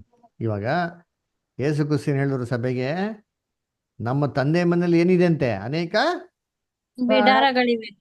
ಇವಾಗ ಯೋಚನೆ ಮಾಡಿ, ಹಂಗಾರೆ ತಂದೆ ಮನೆ ಅಂತ ಅನ್ಬೇಕಾರೆ ತಂದೆಯ ದೇವ್ರು ಎಲ್ಲವ್ರೆ? ಪರಲೋಕದಲ್ಲವ್ರೆ. ಪರಲೋಕದಲ್ಲಿ ಅಂತ ಏನರ್ಥ ಅದು? ಪರಲೋಕ ದೇವರ ವಾಸಸ್ಥಳ. ದೇವರ ವಾಸಸ್ಥಳ. ಓಕೆ. ಅದರ ಅದೆಲ್ಲಪ್ಪ ಇದೆ ಅಂತಂದ್ರೆ ಈ ಬ್ರಹ್ಮಾಂಡದಲ್ಲಿ ಏನಾಗಿದೆ ಇದೆ. ನಮ್ಮ ಕಣ್ಣಿಗೆ ಏನಾಗ್ತಾರೆ ಎಕ್ಸಾಕ್ಟ್ ಲೊಕೇಶನ್ ಗೊತ್ತಿಲ್ಲ, ಉತ್ತರ ದಿಕ್ಕಲ್ಲಿ ಇದೆ ಅಂತ ಬೈಬಲ್ನ ಕೊಟ್ಟಿದ್ದಾರೆ. ಎಕ್ಸಾಕ್ಟ್ ಹೌದು. ಪ್ಲೇಸು ಏನಿದೆ, ಅಲ್ಲಿ ರೋಡ್ ಇದೆಯಾ, ಚಿನ್ನ ಬೆಳ್ಳಿ ಇದೆಯಾ, ನಮಗೆಲ್ಲ ಗೊತ್ತಿಲ್ಲ. ಆದ್ರೆ ಪರಲೋಕ ಅಂದ್ರೆ ದೇವರು ವಾಸ ಮಾಡೋಂಥ ಸ್ಥಳ. ಅದರ ಇದಕ್ಕೇನಪ್ಪ ಅರ್ಥ ಇನ್ನೊಂದು ಹೇಳ್ಬೋದು ಅಂತಂದ್ರೆ ಇಡೀ ಬ್ರಹ್ಮಾಂಡನೇ ಯಾರ ಒಂದು ಸೃಷ್ಟಿ ಅಂತಂದ್ರೆ ದೇವರ ಸೃಷ್ಟಿ. ಕರೆಕ್ಟಾ? ಈ ಒಂದು ಬ್ರಹ್ಮಾಂಡದಲ್ಲಿ ಎಷ್ಟೋ ಒಂದು ಗ್ರಹಗಳ ಐತೋ ಇಲ್ವೋ? ಇದೆ. ಆ ಹಂಗಂದ್ರೆ ಮುಂದೆ ಬರೋಂಥ ಒಂದು ಟೈಮಲ್ಲಿ ಇಲ್ಲಿರುವಂಥ ಎಷ್ಟೋ ಗ್ರಹಗಳಲ್ಲಿ ಎಷ್ಟೋ ದೇವರಿನ ಹೊಸ ಸೃಷ್ಟಿಗಳನ್ನ ಮಾಡಿ ಆ ಹೊಸ ಸೃಷ್ಟಿಗಳಿಗೆ ಅಲ್ಲಿ ವಾಸ ಮಾಡಕ್ಕೆ ಅವಕಾಶ ಕೊಡ್ಬೋದೋ ಇಲ್ವೋ? ಕೊಡ್ಬೋದ್ರಿ. ಕೊಡ್ಬೋದಲ್ವಾ? ಆ ಗ್ರಹಗಳಲ್ಲಿ ಸೃಷ್ಟಿ ಮಾಡ್ಬೋದಲ್ವಾ? ಕೊಡ್ಬೋದಲ್ಲ? ಅವಕಾಶಗಳು ಕೊಡ್ಬೋದಲ್ಲ? ಕೊಡ್ಬೋದು ಬ್ರದರ್. ಕೊಡ್ಬೋದು ಅಲ್ವರ? ಯೇಸು ಕ್ರಿಸ್ತು ಅದನ್ನೇ ಹೇಳಿದ್ದು, ನನ್ನ ತಂದೆ ಮನೆಯಲ್ಲಿ ಇಡೀ ಬ್ರಹ್ಮಾಂಡದಲ್ಲಿ ಭೂಮಿ ಮಾತ್ರ ಅಲ್ಲಪ್ಪ, ಎಷ್ಟೋ ಗ್ರಹಗಳೇನಾಗಿದೆ ಇದೆ. ನಾನು ಹೋದ್ರೆ ಏನ್ ಮಾಡ್ತೀನಿ? ನಿಮಗೆ ಸ್ಥಳವನ್ನು ಸಿದ್ಧ ಮಾಡಿ ನಿಮ್ಮನ್ನ ಬಂದು ಕರ್ಕೊಂಡು ಹೋಗ್ತೀನಿ. ಯಾಕೆ ಸ್ಥಳನ ಸಿದ್ಧ ಮಾಡಿದ್ರು? ಯಾಕಪ್ಪ ಸಭೆಗೆ ಸಿದ್ಧ ಮಾಡಬೇಕು ಅಂತಂದ್ರೆ ಸಭೆ ಕ್ರಿಸ್ತನೊಂದಿಗೆ ಈ ಭೂಲೋಕದಲ್ಲಿ ಎಷ್ಟು ವರ್ಷ ಆಳ್ವಿಕೆ ಮಾಡ್ತಾರೆ? 1000 ವರ್ಷ. 1000 ವರ್ಷ ಆಳ್ವಿಕೆ ಮಾಡ್ತಾರೆ. ಸರಿ, ಹಂಗಾರೆ ಸಭೆಗೆ ಕ್ರಿಸ್ತನೊಂದಿಗೆ ಕೊಟ್ಟಿರೋಂಥ ಅವಕಾಶ ಆಳ್ವಿಕೆ ಮಾಡಕ್ಕೆ 1000 ವರ್ಷ ಅಂತಂದ್ರೆ ಅವ್ರಿಗೆ ಬರೀ 1000 ವರ್ಷ ಜೀವ ಕೊಡ್ಬೋದಲ್ವಾ? 1000 ವರ್ಷದ ಜೀವ ಕೊಡ್ದಿರಾ ಅಮರತ್ವ ಅಂತ ಏನಕ್ಕೆ ಕೊಡ್ಬೇಕಾಗಿತ್ತು ಅವ್ರಿಗೆ? ಹೇಳ್ರಿ, ಸಭೆಗೆ ಏನಕ್ಕೆ ಅಮರತ್ವವನ್ನು ಕೊಡ್ಬೇಕು? ಹಂಗಂದ್ರೆ ಏನಪ್ಪ ಅರ್ಥ ಅಂದ್ರೆ ಇದ್ರಲ್ಲಿ ದೇವ್ರು ಇಂಡೈರೆಕ್ಟ್ ಆಗಿ ಏನ್ ಹೇಳ್ತಾ ಇದಾರೆ ಅಂದ್ರೆ ಸಭೆಗೆ ಕೆಲಸ ಇಟ್ಟಿರೋದು ಎಷ್ಟು ವರ್ಷ ಇಟ್ಟಿದ್ದಾರೆ? ಬರೀ 1000 ವರ್ಷ ಕೆಲಸ ಇಟ್ಟಿಲ್ಲ. ಎಷ್ಟು ವರ್ಷ ಇಟ್ಟಿದ್ದಾರೆ ಕೆಲಸ? ಯುಗ ಯುಗಾಂತರಗಳ. ಅನ್ಲಿಮಿಟೆಡ್. ಎಸ್. ಹೆಂಗೆ ದೈವಿಕ ಸ್ವಭಾವಕ್ಕೆ ಲಿಮಿಟ್ ಇಲ್ವೋ, ಅದಕ್ಕೆ ಆಯ್ಸೆ ಇಲ್ವೋ, ಅಂತ್ಯನೇ ಇಲ್ವೋ, ಸಭೆ ಮಾಡೋಂಥ ಕೆಲ್ಸಕ್ಕೆ ಅಂತ್ಯನೇ ಇಲ್ಲ. ಹೆಂಗೆ ಸ್ವಲ್ಪ ದೇವ್ರ ಮೈಂಡಲ್ಲಿ ಸ್ವಲ್ಪ ಥಿಂಕ್ ಮಾಡಿ. ಇಡೀ ಬ್ರಹ್ಮಾಂಡ ಇತ್ತು, ಎಲ್ಲ ಗ್ರಹಗಳಲ್ಲಿತ್ತು, ಭೂಮಿನೂ ಇತ್ತು ಅಲ್ರ? ಅದು ಹೆಂಗಿತ್ತು? ಕ್ರಮವಿಲ್ದಿರ ಬರೀದಾಗಿತ್ತು. ದೇವ್ರು ಏನ್ ಮಾಡ್ತಾರೆ? ನನ್ನ ಮಗ ಇದ್ದಾನಪ್ಪ, ಉದಯ ಸೂಚಕ ನಕ್ಷತ್ರಗಳಿಗೆ ಬರೀತಾರೆ, ಇವ್ರನ್ನಿಬ್ಬರನ್ನ ಇಟ್ಕೊಂಡು ಈ ಭೂಮಿನ ಏನ್ ಮಾಡೋಣ ಮನುಷ್ಯನ್ಗಾಗಿ ವಾಸ ಮಾಡಕ್ಕೆ ಸೃಷ್ಟಿ ಮಾಡೋಣ ಅಂತ ಯಾರು ಥಿಂಕ್ ಮಾಡ್ತಾರೆ? ದೇವ್ರು ಥಿಂಕ್ ಮಾಡೋದು. ಥಿಂಕ್ ಮಾಡ್ಬೇಕಾದ್ರೆ ಭೂಮಿ ಹೆಂಗಿತ್ತು? ಚೆನ್ನಾಗಿತ್ತಾ? ಭೂಮಿ ತರ ಇತ್ತಾ? ಹೆಂಗಿತ್ತು ಅಂದ್ರೆ ಯಾವ್ದೋ ಇವಾಗ ನೀವು ಎಷ್ಟಾಗಿರೋ ಗ್ರಹನ ಚಿಂತೆ ಮಾಡ್ಕೊಳ್ಳಿ, ಅದೇ ತರ ಇತ್ತು. ಆದ್ರೆ ದೇವ್ರ ಮೈಂಡಲ್ಲಿ ಏನಿತ್ತು ಅಂದ್ರೆ ಈ ಭೂಮಿಲಿ ಗಿಡಗಳು, ಮರಗಳು, ಹಣ್ಣುಗಳು, ಪ್ರಾಣಿಗಳು, ಪಕ್ಷಿಗಳೆಲ್ಲ ಇರಬೇಕು ಅಂತ ಎಲ್ಲ ಮೈಂಡಲ್ಲಿ ಇತ್ತು. ಈ ಮೈಂಡಲ್ಲಿ ಇರೋದನ್ನ ಏನ್ ಮಾಡ್ತಾರೆ ದೇವರು? ಚಿತ್ರೀಕರಣ ಹಂಗೆ ಭೂಮಿಗೆ ಆಕ್ಚುಲ್ ಆಗಿ ತರ್ತಾರೆ. ಇದೇ ಕೆಲಸ ಏನ್ರಿ? ಇದೇ ಕೆಲಸ ದೇವರು ಯಾರಿಗೆ ಮಾಡಕ್ಕೆ ಅವಕಾಶಗಳನ್ನ ಕೊಡ್ತಾರೆ ಅಂದ್ರೆ ಕ್ರಿಸ್ತನ್ಗೆ ಕೊಡ್ತಾರೆ, ಮತ್ತೆ ಸಭೆಗೆ ಕೊಡ್ತಾರೆ. ಯೋಚನೆ ಮಾಡ್ರಿ. ಅದಕ್ಕೆ ಹೇಳಿದ್ರು, ನನ್ನ ತಂದೆ ಮನೆಯಲ್ಲಿ ಅನೇಕ ವಾಸಸ್ಥಾನಗಳಿದೆ. ಅದೇನರ್ಥ? ವಾಸಸ್ಥಾನ ಯಾರು? ನಿನಗ? ನಮಗೆ ವಾಸಸ್ಥಾನ ಮಾಡಕ ಏನ್ರಿ? ಬೆಳಗ್ಗೆ ಎದ್ಬಿಟ್ಟು ಸ್ನಾನ ಮಾಡ್ಕೊಂಡು ಕೈಕಾಲು ತೊಳ್ಕೊಂಡ್ಬಿಟ್ಟು ಅಲ್ಲಿ ಹಾಸಿಗೆ ಮೇಲೆ ಕೂತ್ಕೊಂಡ್ಬಿಡೋದು, ಎಲ್ಲ ಬರ್ತಾರೆ, ಕೈಕಾಲಿಗೆ ಸಿಗ್ತಾ ಇರ್ತಾರೆ, ಬೇಕಾದ್ರೆ ಅಡುಗೆ ಎಲ್ಲ ಮಾಡ್ಕೊಡ್ತಾರೆ, ನಾನು ಲಬ್ಬಕ್ಕನ್ನು ತಿನ್ಬಿಟ್ಟು ಮಲ್ಕೊಂಡ್ಬಿಡ್ತೀವಿ. ಇದೇನಾ ವಾಸಸ್ಥಾನ? ಸಭೆಗೆ ಇದಕ್ಕೆ ಕೊಂಡಿರ್ತಾರೆ ಪರಲೋಕಕ್ಕೆ? ಇಲ್ಲ. ಅಂದ್ರೆ ಏನಕ್ಕೆ? ಹೆಂಗೆ ದೇವರು ಪರಲೋಕ ದಲಿತರೋ, ಪರಲೋಕನೇ ಅವ್ರ ವಾಸಸ್ಥಾನವೋ, ಆ ವಾಸಸ್ಥಾನದಲ್ಲಿ ದೇವ್ರು ಕೂತ್ಕೊಂಡ್ಬಿಟ್ಟಿಗೆ ಎಲ್ಲ ಕೆಲಸಗಳು ಮಾಡ್ತಾವ್ರೆ ಅಂತ ಅರ್ಥ. ಅಡ್ಮಿನಿಸ್ಟ್ರೇಷನ್ ಅದರ ಅವ್ರ ಮೈಂಡಿಂದಾನೆ ಎಲ್ಲಾನು ಏನು ಮಾಡ್ತಾರೆ, ತನ್ನ ಪವರಿಂದ ಕಂಟ್ರೋಲ್ ಮಾಡ್ತಾರೆ. ಇದೇ ಥರ ಅನೇಕ ಸ್ಥಳಗಳಿದೆಯಪ್ಪ, ನಮಗೆ ಗೊತ್ತಿಲ್ಲ ಅದು. ಆದ್ರೆ ದೇವ್ರು ಏನು ಹೇಳ್ತಿದ್ರೆ, ಇವೆಲ್ಲವನ್ನು ಆಳ್ವಿಕೆ ಮಾಡೋಕ್ಕೆ ಅವಕಾಶ ಯಾರು ಕೊಡ್ತೀನಿ? ನಿಮಗೆ ಕೊಡ್ತೀನಿ. ಆ ಸ್ಥಳಗಳನ್ನ ಸಿದ್ಧ ಮಾಡ್ತೀನಿ. ಅದರ 1,44,000 ಜನಕ್ಕೆ ಒಬ್ಬೊಬ್ರಿಗೂ ಒಂದೊಂದು ಏನಂತಾರೆ ಸ್ಥಾನಗಳನ್ನ, ಒಂದೊಂದು ಅವಕಾಶಗಳನ್ನ ಕೊಡ್ತಾರೆ ದೇವರು. ಇಂತಿಂಥ ಒಂದು ಸಿಸ್ಟಮ್ಸ್ಗಳನ್ನ ನೀವು ಕಂಟ್ರೋಲ್ ಮಾಡೋಂಥ. ಎಕ್ಸಾಂಪಲ್ ಹೇಳ್ಬೇಕಾದ್ರೆ ನಾವು ಓದಿದ್ದಿರಲ್ವ, ಸೈಂಟಿಸ್ಟ್ ಏನು ಹೇಳ್ತಾರೆ ಅಂದರೆ, ಈ ಯೂನಿವರ್ಸ್ ನೋಡಿದ್ರೆ ಸೋಲಾರ್ ಸಿಸ್ಟಮ್ ಏನೂ ಇಲ್ಲ ಅಂತ ಹೇಳ್ತಾರೆ. ಎಷ್ಟೆಷ್ಟೋ ಸಿಸ್ಟಮ್ಸ್ ಇದೆ ಅಂತೆ apart from solar system. Solar ಸಿಸ್ಟಮಲ್ಲಿ ನೋಡ್ಬೇಕಾದ್ರೆ 9 ಪ್ಲಾನೆಟ್ಸ್ ಇದೆ, ಎಷ್ಟೋ ನ್ಯೂಮರಸ್ ಸ್ಟಾರ್ಸ್ ಇದೆ, ಒಂದು ಸನ್ ಇದೆ. ಇದು ಬಿಟ್ಟು ಎಷ್ಟೋ ಸಿಸ್ಟಮ್ಸ್ಗಳೇನಾಗಿದೆ ಅಪಾರ್ಟ್ ಫ್ರಮ್ ಸೋಲಾರ್ ಸಿಸ್ಟಮ್, ಎಷ್ಟೋ ಸಿಸ್ಟಮ್ಸ್ ಇದೆ, ನಮಗೆ ಗೊತ್ತಿಲ್ಲ. ಇವೆಲ್ಲವನ್ನು ಏನು ಮಾಡ್ಬೋದು ದೇವರು? 1,44,000 ಏನ್ರಿ, each and everybody individual gods. ಅದರ ನಿಮ್ಗೆ ಒಂದು ಅವಕಾಶ ಕೊಡ್ತಾರೆ. ದೇವ್ರ ಚಿತ್ತ ಇದೆ, ನೀವೇನಾರೋ ಓಟ ಓಡ ಮುಗಿಸಿದ್ರೆ ನೀವೊಂದು ಏನ್ರಿ ಒಂದು ಸೃಷ್ಟಿನೇ ಮಾಡ್ಬೋದು. ಆ ಸೃಷ್ಟಿನ ಹೆಂಗೆ ಮಾಡ್ತೀರಾ? ಥಿಂಕ್ ಮಾಡಿ. ಅವ್ನ ತಲೆ ಕೊಡೋಣವಾ, ಬಾಯಿ ಕೊಡೋಣವಾ? ಅವ್ನು ಬಾಯಿ ಕೊಡ ಲಾಕ್ ಮಾಡ ಫಸ್ಟು. ಅದರ ಬಾಯಿ ಬಲ್ಲು ಮಾತಾಡ್ತಾನೆ. ಆಮೇಲೆ ತಲೆ ಹೆಂಗಿರ್ಬೇಕು ಅಂದರೆ, ನಾನು ಹೇಳ್ದಂಗೆ ಕೇಳ್ಬೇಕು ನೋಡು. ನಮ್ಮನ್ನೇನೋ ಸೃಷ್ಟಿ ಮಾಡಕ್ಕೆ ಬಿಟ್ರೆ ನಾವು ಥಿಂಕ್ ಮಾಡೋದು ಮೋಸ್ಟ್ಲಿ ಹಿಂಗೆ ಥಿಂಕ್ ಮಾಡ್ಬೋದಲ್ವಾ? ಅವ್ನು ಲಾಕ್ ಮಾಡ್ಬಿಡು, ಬಾಯಿ ಮಾತಾಡ್ಬಿಡ್ದು, ನಾನು ಹೇಳ್ದಂಗೆ ಕೇಳ್ತಿರ್ಬೇಕು ಗೊಂಬೆ ಥರ. ಅದರ ದೇವ್ರ ಆ ಥರ ಸೃಷ್ಟಿ ಮಾಡೋರ ನೋಡ್ರಿ. ದೇವ್ರು ಏನು ಸೂಪರ್ ದೇವ್ರಿ. ಅಂದ್ರೆ ಆ ಥರ ಸೃಷ್ಟಿ ಮಾಡಲಿಲ್ಲ. ಅಲ್ವರ ದೇವ್ರು ಏನು ಮಾಡೋಕ್ಕೋಲ್ಲ, ಮನುಷ್ಯನ ರೋಬೋಟ್ ಥರ ಮಾಡಲಿಲ್ಲ, ಗೊಂಬೆ ಥರ ಕೀ ಕೊಟ್ಬಿಟ್ಟು ಹೇಳೋದಂಗೆ ಕೇಳೋ. ನೋ ಕೊಡು ಬುದ್ಧಿ, ಅವ್ನು ಕೊಡು. ಏನ್ರಿ ಮನುಷ್ಯ ಏನೆಲ್ಲ ಮಾಡೋ ನೋಡ್ರಿ ಅಂತೀನಿ. ಸ್ವಲ್ಪ ಏನು ಥಿಂಕ್ ಮಾಡೋಣ್ರಿ, ಏನು ಇನ್ವೆನ್ಷನ್ಸ್ ನೋಡ್ರಿ. ನಾನು ನಿಮ್ಮ ಹತ್ರ ಕಂಪ್ಯೂಟರ್ ಮಾತಾಡ್ತಾರ ಮೈಕು, ಅದರ ಇದು ಯಾರು ಕಂಡಿಡ್ದವನು? ಮನುಷ್ಯನ ಮೂಳೆಗೆ ಏನು ಪವರ್ ಕೊಟ್ಬಿಟ್ರು ನೋಡ್ರಿ ಅಂತೀನಿ. ಥಿಂಕ್ ಮಾಡು, ಹಾಕು, ಮಾಡು, ಗ್ಲಾಸ್ ಮಾಡು, ಟೆಕ್ನಾಲಜಿ ಮಾಡು, ಇಂಟರ್ನೆಟ್ ಮಾಡು, ನೀನು ಕಣ್ಣು ಕಾಣಿಸುತ್ತೆ ಗ್ರಹನ ಏನು ಮಾಡು, ನೀನು ಸ್ಯಾಟಲೈಟ್ನ ಆಕಾಶದಲ್ಲಿ ಬಿಡು, ಹಂಗೆ ನೇತಾಡ್ಲಿ ಅದು. ಮನುಷ್ಯನಿಂದ ಪಾಪದ ಒಂದು ಬುಡೆಗೆ ಎಷ್ಟು ಪವರು ಅಂತಂದ್ರೆ ಏನ್ರಿ, ಪರಿಶುದ್ಧವಾಗಿರೋ ಕ್ರಿಸ್ತನ ಒಂದು ಸ್ವರೂಪದಲ್ಲಿರೋಂಥ ಪವಿತ್ರಾತ್ಮನ ಭರಿತರಾಗಿರೋಂಥ ಸಭೆಗೆ ಇನ್ನೆಂಥ ಮೈಂಡ್ ಇರಬೇಕು. ಅವ್ರು ಯಾವ ಥರ ಸೃಷ್ಟಿ ಮಾಡೋದು ಯೋಚನೆ ಮಾಡಿದ್ದೀನಿ. ಅದರ ಹಂಗಾರೆ ಕ್ಯಾರೆಕ್ಟರ್ ಹೆಂಗಿರಬೇಕು ಅಂತನೇ ಹೇಳಿದೆ ಯೇಸು ಕ್ರಿಸ್ತನು. ನೋಡಪ್ಪ, ವರಿ ಮಾಡಬೇಡ್ರಿ, ನನ್ನ ತಂದೆ ಮೇಲೆ ಅನೇಕ ಸ್ಥಾನಗಳಿದೆ, ನಾನು ಹೋದ್ರೆ ನಿಮಗೇನು ಮಾಡ್ತೀನಿ, ಸ್ಥಳಗಳನ್ನ ಸಿದ್ಧ ಮಗ. ಅಂದರೆ ಆ ಸ್ಥಾನಕ್ಕೆ ನಾವೇನಾಗಬೇಕು ಗೊತ್ತಾ? ಯೋಗ್ಯವಾಗಿರ್ಬೇಕ್ರಿ. We should be fit for that position. ಅದಕ್ಕೆ ಬರೀತಾರೆ, ನಾನು ಸಬ್ಜೆಕ್ಟ್ ತೊಗೊಂಡಿದ್ದೀನಿ ಸರ್ ಅಲ್ವರ, ಫ್ರೀ ಇದ್ರೆ ಕೇಳ್ರಿ. ಏನಂತ ಹೇಳ್ತಾರೆ, ನಾವು ಹೆಂಗಿರ್ಬೇಕು ಅಂದರೆ ದೇವ್ರಿಗೆ ಬರೀ ಆಪ್ಷನ್ಸ್ ಇರಬಾರ್ದಂತ್ರಿ. ಅಂದರೆ ನಾವು ಓಟ ಮುಗಿಸಿದ್ರೆ ನಮ್ಮನ್ನು ದೇವ್ರ ತೊಗೊಂಡೋಗಿ 1,44,000 ಒಳಗೆ ಕುಂಡಿಸ್ಬೇಕ್ರಿ. ಬೇರೆ ಅವಕಾಶನೇ ಬರ್ಬಾರ್ದು ದೇವ್ರಿಗೆ, ಬೇರೆ ಥಾಟೇ ಬರ್ಬಾರ್ದು. ಅದರ ಬೇರೆ ಇಲ್ಲಪ್ಪ ನೀನು ಕೊಡೋಕ್ಕಾಗಲ್ಲ, ನೀನು ಗ್ರೇಟ್ ಮೆಂಟೆಡ್ ಕೊಡ್ತೀನಿ ಅಂತ ಅಂದ್ಬಿಟ್ಟು ಹೇಳಂಗೆ ಇರಬಾರ್ದು ಅಂತಾರೆ. ಅಷ್ಟೊಂದು ಸೂಪರಾಗಿ ನಾವೇನಾಗಿರ್ಬೇಕಂತೆ 1,44,000 ಇರ್ಬೇಕಂದ್ರೆ ಫಿಟ್ ಆದರೆ ಅದಕ್ಕೆ ಫಿಟ್ ಆಗಬೇಕು ಹೊರತು ಬೇರೆ ಯಾವುದಿಗೂ ಫಿಟ್ ಆಗಬಾರ್ದಂತೆ. ಆ ಥರ ನಮ್ಮಲ್ಲಿ ಡೆವಲಪ್ಮೆಂಟ್ ಏನಾಗಿರ್ಬೇಕಂತೆ ಇರಬೇಕಂತೆ ಅಲ್ವರ. ಯೋಚನೆ ಮಾಡಿದ್ದಾರೆ, ಏನು ಬ್ಯೂಟಿಫುಲ್ ಥಾಟ್ ಅಲ್ವಾ? ಏನ್ರಿ, ಈ ಥರ ಮೈಂಡು ಸಭೆಗೆ ಕೊಟ್ಟು ಸಭೆ ಮುಖಾಂತರ ಅನೇಕ ಕೆಲಸಗಳನ್ನ ಏನು ಮಾಡ್ತಾರೆ. ಅವ್ರು ಯೋಚನೆ ಮಾಡಿರ್ತೀವಿ ನಾವು ಹೆಂಗಿರ್ಬೇಕು ಇವಾಗ ಅಲ್ವರ. ಹೆಂಗೆ ನಡ್ಕೊಂತೀರಿ, ಯಾವ ಥರ ಮಾತಾಡ್ತೀರಿ. ಸಂಡೇ ಸಬ್ಜೆಕ್ಟ್ ಕೇಳಿದ್ರಲ್ಲ, ತೊಗೊಂಡಿದ್ದು ಸೂಪರ್ ಸಬ್ಜೆಕ್ಟ್ ಕೇಳ್ರಿ ಅಂತೀನಿ. ಅದರ ಹೆಂಗೆ ನಾವು ಪ್ರಾಕ್ಟಿಕಲ್ ಆಗಿರಬೇಕು, ಹೆಂಗೆ ಪ್ರಾಕ್ಟಿಕಲ್ ಆಗಿ ನಡ್ಕೊಬೇಕು ಅದರ ಕೇಳ್ರಿ. ಸೂಪರ್ ಸಬ್ಜೆಕ್ಟ್ ರೀ. ನೋಡಿ ನಮ್ಮ ಬ್ರದರ್ ರಸಲು ಹೆಂಗೆಲ್ಲ ಬರ್ತಾರೆ ರೀಪ್ರಿಂಟ್ಸ್ ಆಗಿ ಅದರ. ಏನ್ರಿ, ಓವರ್ಲ್ಯಾಂಡ್ ಮಂತ್ಲಿ ಅಂತ ಅಂದ್ಬಿಟ್ಟು ನ್ಯೂಸ್ ಪೇಪರಲ್ಲಿ ಪಬ್ಲಿಷ್ ಆಗಿರೋ ಆರ್ಟಿಕಲ್ ಇದು. ಅದರ ಸೂಪರ್ ಥಾಟ್ಸ್ ನೋಡ್ರಿ ಅಂತೀನಿ. ಅದರ ನಮ್ಮ ಒಂದು ಸ್ಪೀಚ್ ಆ ಥರ ಇದೆ, ನಮ್ಮ ನಡವಳಿಕೆಗಳು ಆ ಥರ ಇದೆ.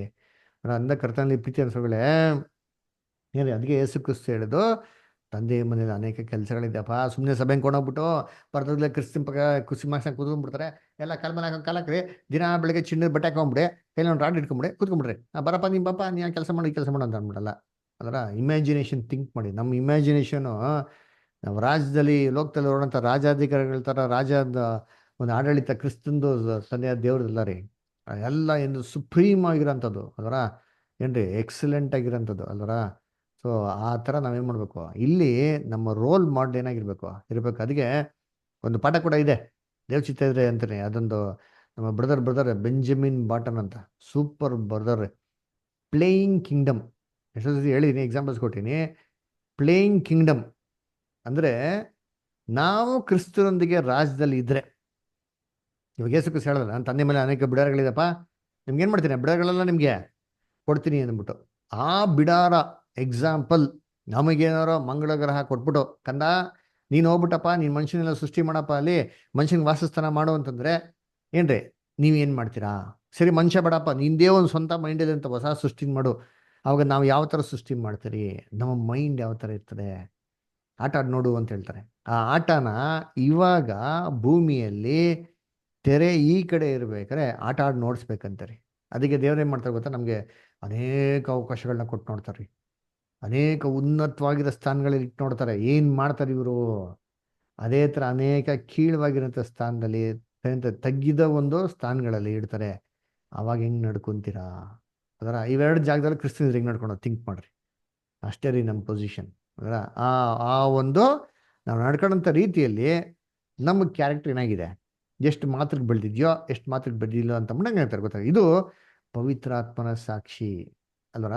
ಪವಿತ್ರಾತ್ಮ ನಮಗೆ ಯಾವಾಗ ಸಾಕ್ಷಿ ಕೊಡೋದು, ನಾನು ದೇವ್ರ ಆಗಿದ್ದೀನಿ ಅಂತ ಅಂದ್ಬಿಟ್ಟು ಸುಮ್ಮನೆ ಲೋಕದಲ್ಲೇ ಮುಳುಗ್ಬಿಟ್ಟು ನಾನೇನು ರಾಜ್ಯದ ಮಕ್ಳ ತರನೇ ಇಲ್ದಿರ, ದೇವ್ರ ರಾಜ್ಯದ ಮಕ್ಳ ತರನೇ ಇಲ್ದಿರ ಇದ್ರೆ ಏನರ್ಥ ನೋಡಿ.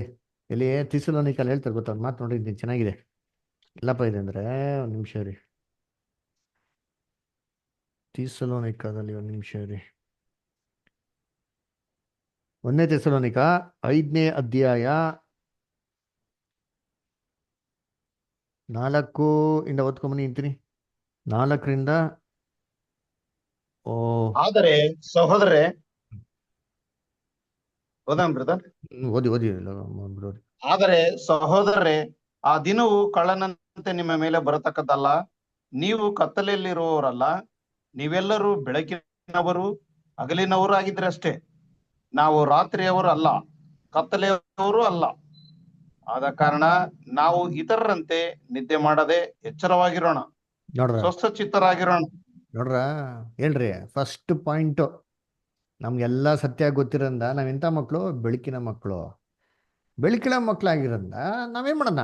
ನಾವು ಈ ಥರ ಲೋಕದ ಥರ ನಿದ್ರೆ ಮಾಡೋದು ಬೇಡ ರೀ. ಲೋಕ ನೋಡಿರ್ತೀನಿ ಇವಾಗ ನೋಡಿ, ಎಲ್ಲ ಸ್ವಲ್ಪ ತಾಗ್ಲಿಂತೀವಿ, ಲೋಕ ಚೆನ್ನಾಗಿ ನಿದ್ದೆ ಮಾಡ್ತೀವಿ. ಏನೋ ಗೊತ್ತಾಗ್ತಾರೆ ಅವ್ರಿಗೆ? ಏನೂ ಗೊತ್ತಿಲ್ಲ. ನಿದ್ರೆ ಅಂದರೆ ಇದೇ ರೀ ಅರ್ಥ. ಲೋಕದವರು ಬೆಳಗ್ಗೆ ಹೊತ್ತು ಎದ್ದಿದ್ರು ಸರಿ, ಸತ್ಯ ಗೊತ್ತಿಲ್ಲದ ಹೆಂಗಿದ್ದಾರೆ ಅವರು? ಏನೂ ಗೊತ್ತಿಲ್ದಿರೋ ಥರ ಇದ್ದಾರೆ. ಅವ್ರ ಲೈಫ್ ಸ್ಟೈಲ್ ಹೆಂಗಿದೆ ಏನೂ ಗೊತ್ತಿಲ್ಲ ಅವ್ರಿಗೆ. ಅಯ್ಯೋ ಮುಂದಕ್ಕೆ ಅಪ್ಪ ದೇವರೇ ಒಂದು ಸಾಮ್ರಾಜ್ಯನ ಮಾಡ್ತಾವ್ರೆ ಅಂದ್ರೆ ಅತಿ ಶೀಘ್ರದಲ್ಲ ರಾಜ್ಯ ಭೂಲೋಕದ ಸ್ಥಾಪನೆ ಆಗ್ಬಿಟ್ಟು ಅವ್ರಿಗೇನು ಗೊತ್ತಿದ್ಯಾ? ನೋಡಿ ಇವತ್ತು ಏನಾಗ್ತದೆ ಜಗತ್ತಲ್ಲಿ ನೋಡಿದ್ರೆ, ಡೊನಾಲ್ಡ್ ಟ್ರಂಪ್ ಏನು ಮಾಡೋಣ, ವೆನಿಜುವೆಲಾನ ಕ್ಯಾಪ್ಚರ್ ಮಾಡೋನೆ. ನೆಕ್ಸ್ಟು ಏನ್ರಿ ಟಾರ್ಗೆಟು?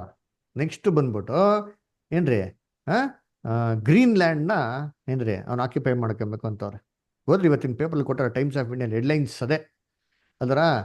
ಏನ್ರಿ ಇರಾನ್ ರಷ್ಯಾದಲ್ಲಿರೋಂಥ ಏನ್ರಿ ವೆನಿಜುವೆಲಾದಿಂದ ರಷ್ಯಾಗೆ ಹೋಗ್ತಾರೆ 2 ಟ್ಯಾಂಕರ್ಗಳೇನು ಮಾಡೋಣ ಕ್ಯಾಪ್ಚರ್ ಮಾಡಿ ಇಟ್ಕೊಳ್ಳೋನೆ. ಯೋಚನೆ ಮಾಡಿ, ಇದು ವಿನಾಕಾರಣ ಏನಾಗ್ತದೆ ಅಂತಂದರೆ, ಎಲ್ಲೋ ಯಾರೋ ಒಬ್ರು ಕೂತಿರೋಂಥ ರಷ್ಯಾ ಪ್ರೆಸಿಡೆಂಟ್ನ ಕೆದಕ್ದಂಗೆ ಆಯ್ತದೆ. ಅದರ ಅವ್ನಿಗೆ ಯಾವಾಗ ತಲೆ ಕೆಡ್ತಾರೋ ಗೊತ್ತಿಲ್ಲ, ದೇವ್ರು ಯಾವಾಗ ಅವ್ನಿಗೆ ಎಳ್ಕೊಂಬಂದು ಇಲ್ಲಿ ಬಿಡ್ತಾರೋ ಗೊತ್ತಿಲ್ಲ. ಅವಾಗ ಏನಾಗ್ತದೆ? ಯುದ್ಧಗಳಾಗ್ತದೆ ಅಲ್ವರ. ಇನ್ನೇ ನ್ಯೂಸಲ್ಲಿ ನೋಡಿರ್ತೀನಿ, ಚೈನಾ ಬಾರ್ಡ್ರಲ್ಲಿ ಇಂಡಿಯಾಗೂ ಚೈನಾಗೆ ಏನಾಗೈತೆ, ಸೋಲ್ಜರ್ಸ್ಗಳೆಲ್ಲ ಕಿತ್ಲಾಡ್ತಾವ್ರು ಇವತ್ತು, ನೋಡಿದಿರಾ? ಸೊ ಯಾವಾಗ ಏನಾಗ್ತದೆ ಗೊತ್ತಿಲ್ಲ. ಪಾಕಿಸ್ತಾನ್ಗೆ ಏನ್ರಿ ರಷ್ಯಾ ಅಫ್ಘಾನಿಸ್ತಾನ್ಗೂ ಯಾವುದೋ ದೇಶಕ್ಕೆ ಸಾಲ ಇಸ್ಕೊಂಡಂತೆ. ಆ ಸಾಲಗಳು ಕೊಡೋಕ್ಕೆ ಆಗ್ತಾ ಇಲ್ಲದ್ರಿಂದ ಅವ್ರ ಹತ್ರ ಇರೋಂಥ ಫೈಟರ್ ಜೆಟ್ಗಳನ್ನ ದೇಶಕ್ಕೆ ಕೊಡ್ತಾ ಇದಾರಂತೆ. ಸೊ ಸನ್ನಿವೇಶ ಯೋಚನೆ ಮಾಡಿ ಅಂತೀನಿ, ಲೋಕದಲ್ಲಿ ಹೆಂಗಿದೆ ಸನ್ನಿವೇಶಗಳು ಅಲ್ವರ. ಅಮೇರಿಕ ಇಂಥ ಕೆಲಸ ಮಾಡ್ತು, ಯಾವ್ದಾರ ಒಬ್ಬರು ರಾಜ್ಯದವರು ವೆನಿಜುವೆಲಾಗೆ ಸಪೋರ್ಟ್ ಬಂದವರ ಎಲ್ಲ ಪೇಪರ್ ಹೇಳ್ತಾರೆ, ಹಿಂಗೆ ಮಾಡ್ಬಾರ್ದು ಹಿಂಗೆ ಮಾಡ್ಬಾರ್ದು ಹಿಂಗೆ ಮಾಡ್ಬಾರ್ದು. ಅಷ್ಟೇ ಆಯ್ತಪ್ಪ, ನಾನು ಹಿಂಗೆ ಜೊತೆಗೆ ಬರ್ತೀನಿ ಬಾಪ, ನಿಮ್ಮ ಪಕ್ಕದ ನಿಂತ್ಕೊಂತ ಯಾರೊಬ್ಬರು ಬಂದವರ? ಯಾರೂ ಇಲ್ಲ. ಹಂಗಾರೆ ಏನಾಗ್ಬಿಡ್ತು, ಇವಾಗ ಟ್ರಂಪ್ಗೆ ಧೈರ್ಯ ಬಂತು, ಮಾಡಿ ನೋಡಿ ಇವ್ನು ಮಾಡಿ, ನೀನು ಪಕ್ಕದ ಮನೆಗೆ ಮಾಡಿ ನೋಡಿ ಅಂತಂದ್ಬಿಟ್ಟು ಅವಾಗ ಏನು ಮಾಡ್ತಾರೆ? ನೆಕ್ಸ್ಟು ಒಂದೊಂದೇ ಮಾಡ್ಕೊಂಡು ಬರ್ತಾರೆ. ನೇಟೋ ಅಂತಿದೆ ಕೇಳಿದ್ರಾ? ಏನೋ ನಾರ್ತ್ ಏಷ್ಯನ್ ಟ್ರೀಟಿ ಆರ್ಗನೈಸೇಷನ್ ಅಂತ ಒಂದು ಒಕ್ಕೂಟ ಇದೆ. ಆ ಒಕ್ಕೂಟ ಮಾಡಿದ ಏನಕ್ಕಪ್ಪ ಅಂತಂದರೆ, ಈ ಏಷ್ಯಾ ಖಂಡದಲ್ಲಿರೋಂಥ ಯಾವುದೇ ಒಂದು ರಾಜ್ಯಗಳಿಗೆ ಯಾರೋ ತೊಂದರೆ ತಂದ ಅವಾಗ ನಾವೆಲ್ಲ ಒಗ್ಗಟ್ಟಾಗಿರೋ ಯುದ್ಧಾಡೋಣ ಅಂತ. ಇವ್ರು ಯಾರೋ ಬರಲಿಲ್ಲ ಇವತ್ತು ಯುದ್ಧಕ್ಕೆ, ಯಾಕೆ? NATO control ಇರೋದಿದು. ಆದರೆ ಏನಾಗ್ತದೆ ಇವಾಗ ನೆಕ್ಸ್ಟ್ ಬಂದ್ಬಿಟ್ಟು ಈ ಥರ ಒಂದು ಹ್ಯಾಬಿಟಿಂದ ಪ್ರತಿ ಒಂದು ಜನಾಂಗದಲ್ಲೂ ಏನಾಗ್ತದೆ ಇವಾಗ ಗೊಂದಲಗಳು ಶುರು ಆಗ್ತವೆ. ಇರಾನಲ್ಲಿ ನೋಡಿದ್ರಾ? ನೇಪಾಳಲ್ಲಿ ಹೆಂಗೆ ಗಲಾಟೆಗಳಾಯ್ತೋ ಅದೇ ರೀತಿ ಇರಾನ್ನಲ್ಲಿ ಜನಗಳು ಅವರ ಅಧಿಕಾರಿಗಳ ವಿರುದ್ಧವಾಗಿನೇ ದಂಗೆದ್ಬಿಟ್ಟವ್ರೆ. ಯೋಚನೆ ಮಾಡಿರ್ತೀನಿ ಹೆಂಗಿದೆ ಟರ್ಮೈಲ್ಗಳು, ಹೆಂಗಿದೆ ಕನ್ಫ್ಯೂಷನ್ಗಳು. ಅದರ ಇದು ಏನ್ರಿ, ಇದು ಜಗತ್ತಲ್ಲಿ ಭಯಂಕರ ತೀವ್ರವಾಗಿ ನಡೀತಾರೆ ಇನ್ನು ಮುಂದಕ್ಕೆ. ಅದರ ಈ ವರ್ಷದಲ್ಲಿ ಇನ್ನ ಟೆರಿಬಲ್ ಯುದ್ಧಗಳು ಏನಾಗ್ಬೋದು, ಆಗ್ಬೋದು. ಅದರ ಅವಾಗ ಹೆಂಗೆ ಸಿಚುವೇಶನ್ ನಮಗೆ ಗೊತ್ತಿಲ್ಲ. ಲೋಕದವ್ರಿಗೆ ಹೆಂಗಿದೆ ಅದಲ್ಲ, ಅವರೆಲ್ಲ ಕತ್ಲಿನ ಮಕ್ಕಳು ಚೆನ್ನಾಗಿ ನಿದ್ದೆ ಹೊಡಿತಾವ್ರೆ. ಏನಾಗ್ತದೆ ಗೊತ್ತ, ನಮ್ಗೇನಾಗಿದೆ, ದೇವರು ಪ್ರವಾದನೆ ಮುಖಾಂತರ ಎಲ್ಲ ಹೇಳಿರೋದ್ರಿಂದ ನಾವು ಬೆಳಕಿನ ಮಕ್ಕಳು. ನಮ್ಮ ಮುಂದೆ ಬೆಳಕು ಕ್ಲೀನಾಗಿ ಕಾಣಿಸ್ತೈತೆ, ರೋಡ್ ಕಾಣಿಸ್ತೈತೆ. ರೋಡಲ್ಲಿ ಏನಿದೆ, ಒಂದು ದೊಡ್ಡ ಹಳ್ಳ ಐತಪ್ಪ, ತೋಡ್ಬಿಟ್ಟವ್ರೆ.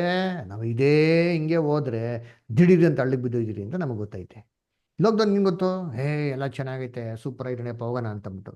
ಅದಕ್ಕೆ ಹಿಂಗಿರಿ ಅಂತ ಹೇಳ್ತಾರೆ, ಸ್ವಸ್ಥ ಚಿತ್ತರಾಗಿರ್ರಿ, ಎಚ್ಚರಿಕೆಯಿಂದಿರ್ರಿ. ಯಾವ್ದು ಸ್ವಸ್ಥ ಚಿತ್ತರಾಗಿರ್ರಿ, ಬ್ಯಾಡದಿರಂತ ಕೆಲಸ ಎಲ್ಲ ಇಂಟರ್ಫಿಯರ್ ಮಾಡ್ಕೊಂಡು ತಲೆ ಕೆಡ್ಸ್ಕೊಂತೀರ. ನೀವೇನಾಗಿರಿ, ಸ್ವಸ್ಥ ಚಿತ್ತರಾಗಿರಿ, ನಿಮ್ಮ ಬಗ್ಗೆ ನೀವು ಕೇರ್ಫುಲ್ ಆಗಿರಿ. Make your calling and election sure. Make your own calling election sure. First ನಮ್ಮ ರಕ್ಷಣೆ ನಾವು ಶಾಸನಕ್ಕೆ ಮಾಡೋಕೆ ಪ್ರಯತ್ನ ಮಾಡಬೇಕು. ಅದರ ಆಮೇಲೆ ಏನ್ರಿ, ಮತ್ತೊಬ್ರಿಗೆ ಏನ್ರಿ ಸಹಾಯ ಕೂಡ ಮಾಡ್ಬೇಕ್ರಿ.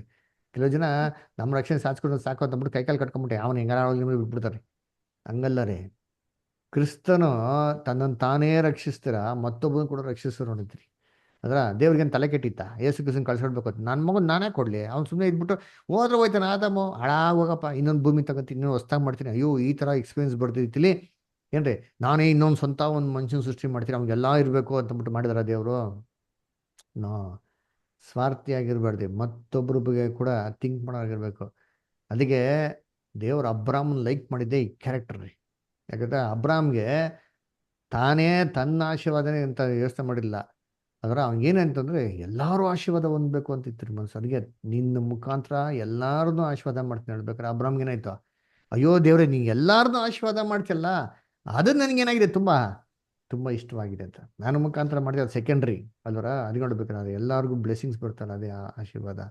ಸ್ವಾರ್ಥಿಯಾಗಿರ್ಬಾರ್ದು. ಅದಕ್ಕೆ ಹೇಳ್ತಾರೆ ಅಂತ, ಸ್ವಸ್ಥ ಚಿತ್ತರಾಗಿರ್ರಿ. ಆಮೇಲೆ ಏನ್ರಿ, ಎಚ್ಚರಿಕೆಯಿಂದ ಇರ್ರಿ. ಅಲ್ವರ ಪ್ರಾಫಸಿಗಳನ್ನೆಲ್ಲ ಓದಬೇಕು, ಸಿಚುವೇಶನ್ಸ್ ನೋಡಬೇಕು, ಅಲರ್ಟ್ ಆಗಿರ್ಬೇಕು. ದೇವ್ರ ಮಕ್ಕಳು ಅದರ ಎಚ್ಚರಿಕೆ ಆಗಿರ್ಬೇಕು. ಅದರ ಸೆಲ್ಫಿಶ್ ಆಗಿರ್ಬಾರ್ದ್ರಿ. ಆಮೇಲೆ ನೋಡಿ ನೆಕ್ಸ್ಟ್ ಹೆಂಗಿರ್ಬೇಕಂತ ಕಂಟಿನ್ಯೂ ಮಾಡಿಬೋದ ನೆಕ್ಸ್ಟ್. ನಿದ್ದೆ ಮಾಡುವವರು ರಾತ್ರಿಯಲ್ಲಿ ನಿದ್ದೆ ಮಾಡುತ್ತಾರೆ, ಅಮಲೇರಿದವರು ರಾತ್ರಿಯಲ್ಲೂ ಅಮಲೇರಿರ್ತಾರಷ್ಟೇ. ನಾವಾದರೂ ಹಗಲಿನವರಾಗಿರಲಾಗಿ ವಿಶ್ವಾಸ ಪ್ರೀತಿಗಳೆಂಬ ವಜ್ರಕವಚವನ್ನು, ರಕ್ಷಣೆಯ ನಿರೀಕ್ಷೆ ಎಂಬ ಶಿರಸ್ತ್ರಾಣವನ್ನು ಧರಿಸಿಕೊಂಡು ಸ್ವಸ್ಥ ಚಿತ್ತರಾಗಿರೋಣ. ನೋಡ್ರ, ಈ ಬಟ್ಟೆ ಹಾಕೊಬೇಕು ಅಂತ ಹೇಳ್ತಾರೆ. ಏನೋ ಇದು ಡ್ರೆಸ್. ಏನ್ ಡ್ರೆಸ್ ಅಂದ್ರೆ, ಈ ವಾರಿಯರ್ ಹೋಗ್ಬೇಕಾರೆ ಆರ್ಮರ್ ಅಂತ ಅವ್ನು ಹಾಕೊಂತಾರೆ ನೋಡಿ, ಆ ಥರ ಆರ್ಮರ್ ಹಾಕೊಬೇಕು ಅಂತ ಹೇಳ್ತಾರೆ. ಏನಂತಾರೆ, ಬ್ರೆಸ್ಟ್ ಪ್ಲೇಟ್ ಅದರ ಆಫ್ ಫೇತ್ ಅಂಡ್ ಲವ್ ಅಂತ ಹೇಳ್ತಾರೆ. ಬ್ರೆಸ್ಟ್ ಪ್ಲೇಟ್ ಹೆಂಗಿರ್ಬೇಕು ಏನ್ರಿ, ಎದೆ ಕವಚ. ಅದರ ಏನ್ರಿ, ಎದೆ ಕವಚಕ್ಕೆ ಏನಾರ ಒಂದು ಬಿಲ್ಲು ಬಾಣ ಯಾರೋ ಒಂದು ಏಟ್ ಹೊಡೆದು ಕೂಡ ಏನಾಗ್ತಾರೆ, ಅದು ಒಂದವ ಬುಲೆಟ್ ಪ್ರೂಫ್ ಜಾಕೆಟ್ ಇದ್ದಂಗೆ ರೀ. ಅದರ ಅವೇನ್ರಿ ಬುಲೆಟ್ ಪ್ರೂಫ್ ಜಾಕೆಟ್ ಧೈರ್ಯವಾಗಿ ಏನಾಗ್ಬೋದು, ನುಗ್ಬೋದು ನೋಡ್ರಿ ಇರ್ತೀನಿ. ಈ ಧೈರ್ಯ ಬರೋದು ಹೆಂಗಪ್ಪ ಅಂದರೆ ಏನಿರಬೇಕು, ನಮಗೆ ಫೇತ್ ಇರಬೇಕು. ದೇವ್ರ ಮೇಲೆ ಏನಾಗಿರ್ಬೇಕು, ಫೇತ್ ಇರಬೇಕು. ಅಲ್ಲರ ಕಾಣ್ದಿರಂಥ ದೇವರು ಯಾರು ಕೈ ಬಿಟ್ಟರು ಸರಿ, ದೇವ್ರು ನಮ್ಗೆ ಕೈ ಬಿಡೋಂಥ ನಂಬಿಕೆ ನಮ್ಗೇನಾಗಿರ್ಬೇಕ್ರಿ. ಎದೆ ಬಗ್ಗೆ ಓಡ್ಬೇಕ್ರಿ, ನುಗ್ಬೇಕ್ರಿ. ಆಮೇಲೆ ಪ್ರೀತಿ ಇರಬೇಕು, ನಿಶ್ಚಂಚಲವಾಗಿರೋಂಥ ಪ್ರೀತಿ ರೀ. ಯಾವುದೇ ರೀತಿ ದೇವ್ರ ಮೇಲೆ ಇಟ್ಟಿರ್ತ ಸುಪ್ರೀಂ ಪ್ರೀತಿ ನಾವು ವೇವರ್ ಆಗ್ಬಾರ್ದು, ಚಂಚಲ ಆಗ್ಬಾರ್ದು. ಅದರ ಆ ಡೆಡಿಕೇಶನ್ ಫಸ್ಟ್ ಏನಿತ್ತು, ಆ ಝೀಲ್ ಲಾಸ್ಟ್ವರೆಗೂ ಸಾಯೋರ್ಗೆ ಇರ್ಬೇಕ್ರಿ. ಅದರ ಕ್ರೈಸ್ಟ್ ಹೆಂಗಿತ್ತು ಝೀಲು. ಅದರ ಕೊಟ್ಟಂಥ ಟಾರ್ಗೆಟ್ ಅಚೀವ್ ಮಾಡೋ ತನಕ ನಮ್ಮ ಬಿಡ್ಲೇ ಇಲ್ಲ ರೀ. ಅದರ ಈ ಒಂದು ಕವಚ ನಮ್ಮನ್ನು ಹಾಕೊಂಡಿರ್ಬೇಕಂತ ಅವನು ಹೇಳ್ತಾರೆ. Helmet and hope of salvation. ಅದರ ನಮ್ಮ ಒಂದು ತಲೆಯಲ್ಲಿ ಫಿಕ್ಸ್ ಏನಾಗಿರ್ಬೇಕು ಅಂದರೆ, ರಕ್ಷಣೆ ಅಂತ ದೇವ್ರು ಮಾಡೋರಪ್ಪ, ರಕ್ಷಣೆ ಮುಂದಕ್ಕೆ ನಾವೇನು ಮಾಡೋಣ, ಎದೆ ಬಗ್ಗೆ ಓಡೋಣ ಅಂತಂದ್ಬಿಟ್ಟು ಏನಾಗಿರ್ಬೇಕು, ನಮಗಿರ್ಬೇಕ್ರಿ. ಅದರ ಅದಕ್ಕೆ ಅಪೋಸ್ಟ್ಲ್ ಪೌಲ್ ಹೇಳೋದು ಫಿಲಿಪಿಯರ್ 3:10 ಪ್ಯಾರಾಗ್ರಾಫ್ ಲಾಸ್ಟ್ ಹೇಳ್ತಾರಲ್ಲ ಬ್ರದರ್, ಏನು ಹೇಳ್ತಾರೆ ಏನ್ರಿ? ಓದಿಂತೀನಿ ಫಿಲಿಪಿಯರ್ 3:10. ಆತನನ್ನು, ಆತನ ಪುನರುತ್ಥಾನದಲ್ಲಿರುವ ಶಕ್ತಿಯನ್ನು, ಆತನ ಬಾಧೆಗಳಲ್ಲಿ ಪಾಲುಗಾರನಾಗಿರುವ ಪದವಿಯನ್ನು ತಿಳುಕೊಂಡು ಆತನ ಮರಣದ ವಿಷಯದಲ್ಲಿ ಆತನಿಗೆ ಸ್ವರೂಪನಾಗಬೇಕೆಂಬುದೇ ನನ್ನ ಕುತೂಹಲವಾಗಿದೆ. ನನ್ನ ಕುತೂಹಲ ಏನ್ರಿ ಅವ್ರಿಗೆ ಇದ್ದಿದ್ದು, ಏನಪ್ಪ ಪುನರುತ್ಥಾನದ ಶಕ್ತಿ ಇದೆ, ಅದೇನು ಶಕ್ತಿ ನಾನು ನೋಡ್ಬೇಕು.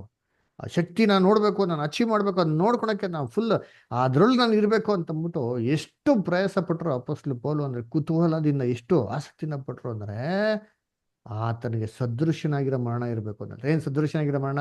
ಯೇಸು ಕ್ರಿಸ್ತನಲ್ಲಿ ಹಿಂಗೆ ಕೈ ಚಾಚ್ಬಿಟ್ಟು ಅಂತ ಸತ್ರಲ್ಲ, ಹಂಗೇ ಕೈ ಚಾಚಬೇಕು ಅಂತಲ್ಲ ರೀ. ನೋ ಡೈಲಿ ಸ್ಯಾಕ್ರಿಫೈಸ್ ಮಾಡೋದು ಯೇಸು ಕ್ರಿಸ್ತ ಗೊತ್ತಾ? 3.5 years ಅದರ ಶಿಲ್ಮೆ ಸತ್ತಿದ್ದು ಖಂಡಿತವಾಗೂ ಕಷ್ಟ ರೀ, ಅದರ ಡೌಟ್ ಅಲ್ಲ. ಆದರೆ ಆ ಒಂದು ಸದೃಶ್ಯವಾಗಿರೋಂಥ ಮರಣದ ಬಗ್ಗೆ ಅಲ್ಲಿ ಹೇಳ್ತಾರೆ, ಲೈಕ್ನೆಸ್ ಆಫ್ ಇಸ್ ಡೆತ್ ಅಂದರೆ ಶಿಲ್ಮೆ ಸಾಯ್ತಲ್ಲ ಅದೇ ಥರ ಅಂತ ಹೇಳ್ತಾ ಇಲ್ಲ ರೀ. ಅದಕ್ಕೆ ಅಪೊಸ್ತಲ ಪೀಟರ್ ಹೇಳ್ತಾರೆ, ನಾನು ಅದು ಮರಣಕ್ಕೆ ಯೋಗ್ಯನೇ ಅಲ್ಲಪ್ಪ, ನಾವು ಉಲ್ಟಾ ಪಲ್ಟಾ ಸಾಯಿಸಿ ಅಂತ ಹೇಳ್ತಾರೆ. ಅದಕ್ಕೆ ಸದೃಶ್ಯನಾಗಿರೋ ಮರಣ ಅಂದರೆ ಸ್ಯಾಕ್ರಿಫಿಷಿಯಲ್ ಲೈಫ್ ರೀ. ನಾವು ಈ ಬೈಬಲ್ನಲ್ಲಿ ನ್ಯೂ ಟೆಸ್ಟಿಮೆಂಟಲ್ಲಿ ಯೇಸು ಕ್ರಿಸ್ತನ ಬಿಟ್ಟರೆ ನೆಕ್ಸ್ಟ್ ಯಾರ್ದಪ್ಪ ತುಂಬ ಅಪ್ರಿಷಿಯೇಟ್ ಮಾಡ್ತೀರಿ, ತುಂಬ ಎತ್ತು ಮಾತಾಡ್ತೀರಿ? ಯಾರ್ದ ಮಾತಾಡೋದು ನಾವು ಅಪೊಸ್ತಲರಲ್ಲಿ? ಹೌದ್ರಾ? ನೋಡಿ, ಪೌಲ ಯೇಸು ಕ್ರಿಸ್ತನ ಜೊತೆಗಿದ್ರ ಅಂದ್ರೆ ಇಲ್ಲ. ಅನ್ಯ ಜನ ಅಪೊಸ್ತಲಗಳಲ್ಲಿ ಒರಿಜಿನಲ್ ಆಗಿದ್ರಂದ್ರೆ ಇಲ್ಲ ರೀ. ಆದ್ರೂ ಕೂಡ ನೋಡ್ಬೇಕ್ರೆ ಇಡೀ ಬೈಬಲ್ನ ಅಪೊಸ್ತಲ ಪೌಲ್ ಯಾವುದೇ ಮಿನಿಸ್ಟ್ರಿ ತಗೊಳ್ಳಿ ಪೌಲ್ ಎಲ್ಲ ಹೆಸರುಗಳು ಚೇಂಜ್ ಮಾಡ್ಕೊಂಡ್ಬಿಡ್ತಾರೆ. ಅವ್ರ ಪಕ್ಕದಲ್ಲಿ ಪೌಲ್ ಅಂತ ಇಟ್ಕೊಂಡ್ಬಿಟ್ರೆ ಓ ಇವ್ರು ಪೌಲ್ ತರ ಆಗ್ಬಿಟ್ರು ಅಂತ ಖುಷಿ ಅಲ್ವಾ ಒಂಥರ? ಯಾಕೆ? ಅಪೊಸ್ತಲ ಪೌಲ್ ನೋಡಪ್ಪ ಏನ್ ಮಾಡೋರೆ, ಕ್ರಿಸ್ತನ್ ನೋಡ್ಲಿಲ್ಲ. ಯೋಚನೆ ಮಾಡ್ರಿ, ಕ್ರಿಸ್ತನ್ ಬಗ್ಗೆ ತಿಳ್ಕೊಂಡೇ ಇಷ್ಟು ಆಸಕ್ತಿಯಿಂದ ಇಷ್ಟೆಲ್ಲ ಓಡ್ಬಿಟ್ರು ಅಂದ್ರೆ ಸದೃಶ್ಯವಾಗಿದೆ ನೋಡಿದ್ರೆ, ಈಕ್ವಲ್ ಆಗಿದೆ ಅಲ್ವರ. ಅವ್ರ ಬಗ್ಗೆ ಓದ್ತಾ ಇದ್ರೆ, ಅವ್ರ ಬಗ್ಗೆ ಎಲ್ಲ ವಿಚಾರಗಳನ್ನ ಧ್ಯಾನ ಮಾಡ್ತಾ ಇದ್ರೆ ನಮ್ಗೇನಾಗ್ತಾರೆ, ಒಂಥರ ದೇಹದಲ್ಲಿ ಒಂಥರ ಬಲ, ಶಕ್ತಿ. ನಾವು ಮಾಡ್ಬೇಕಪ್ಪ, ನಮ್ಗೆ ಹುಮ್ಮಸ್ ಬರ್ಬೇಕು, ತಿರ್ಬೇಕು, ನಮ್ಗೇನಾಗ್ತದೆ ಛಲ ಬರ್ತಾರೆ ನೋಡ್ರ. ಇದು ಏನಪ್ಪ, ಈ ಒಂದು ಸ್ಪಿರಿಟ್ ನಮ್ಗೇನಾಗಿರ್ಬೇಕು, ಕುತೂಹಲ ನಮ್ಗೇನಾಗಿರ್ಬೇಕ್ರಿ, ಇರ್ಬೇಕ್ರಿ. ಆ ಕುತೂಹಲ ಇತ್ತು ಅಂದ್ರೆ ನಾವು ಓಟ ಏನ್ ಮಾಡ್ಬೋದು, ಆರಾಮಿಗೆ ಮುಗಿಸ್ಬೋದು. ಈ ಸಾಕ್ಷಿ ನಮ್ಮಲ್ಲಿರಬೇಕು. ಅದಕ್ಕೆ ಅಪೊಸ್ತಲ ಪೌಲ್ ಹೇಳ್ತಾರ, ಸದೃಶ್ಯನಾಗಿರೋ ಮರಣ ಹೊಂದೋದಕ್ಕೆ ಎಷ್ಟೋ ಪ್ರಯಾಸ ಪಡ್ತೀನಿ ದೇವ್ರೆ. ಅದರ ಏನು ಮರಣ ಅಂತಂದ್ರೆ ಡೈಲಿ ನಿತ್ಯ ಸಾಯೋದು.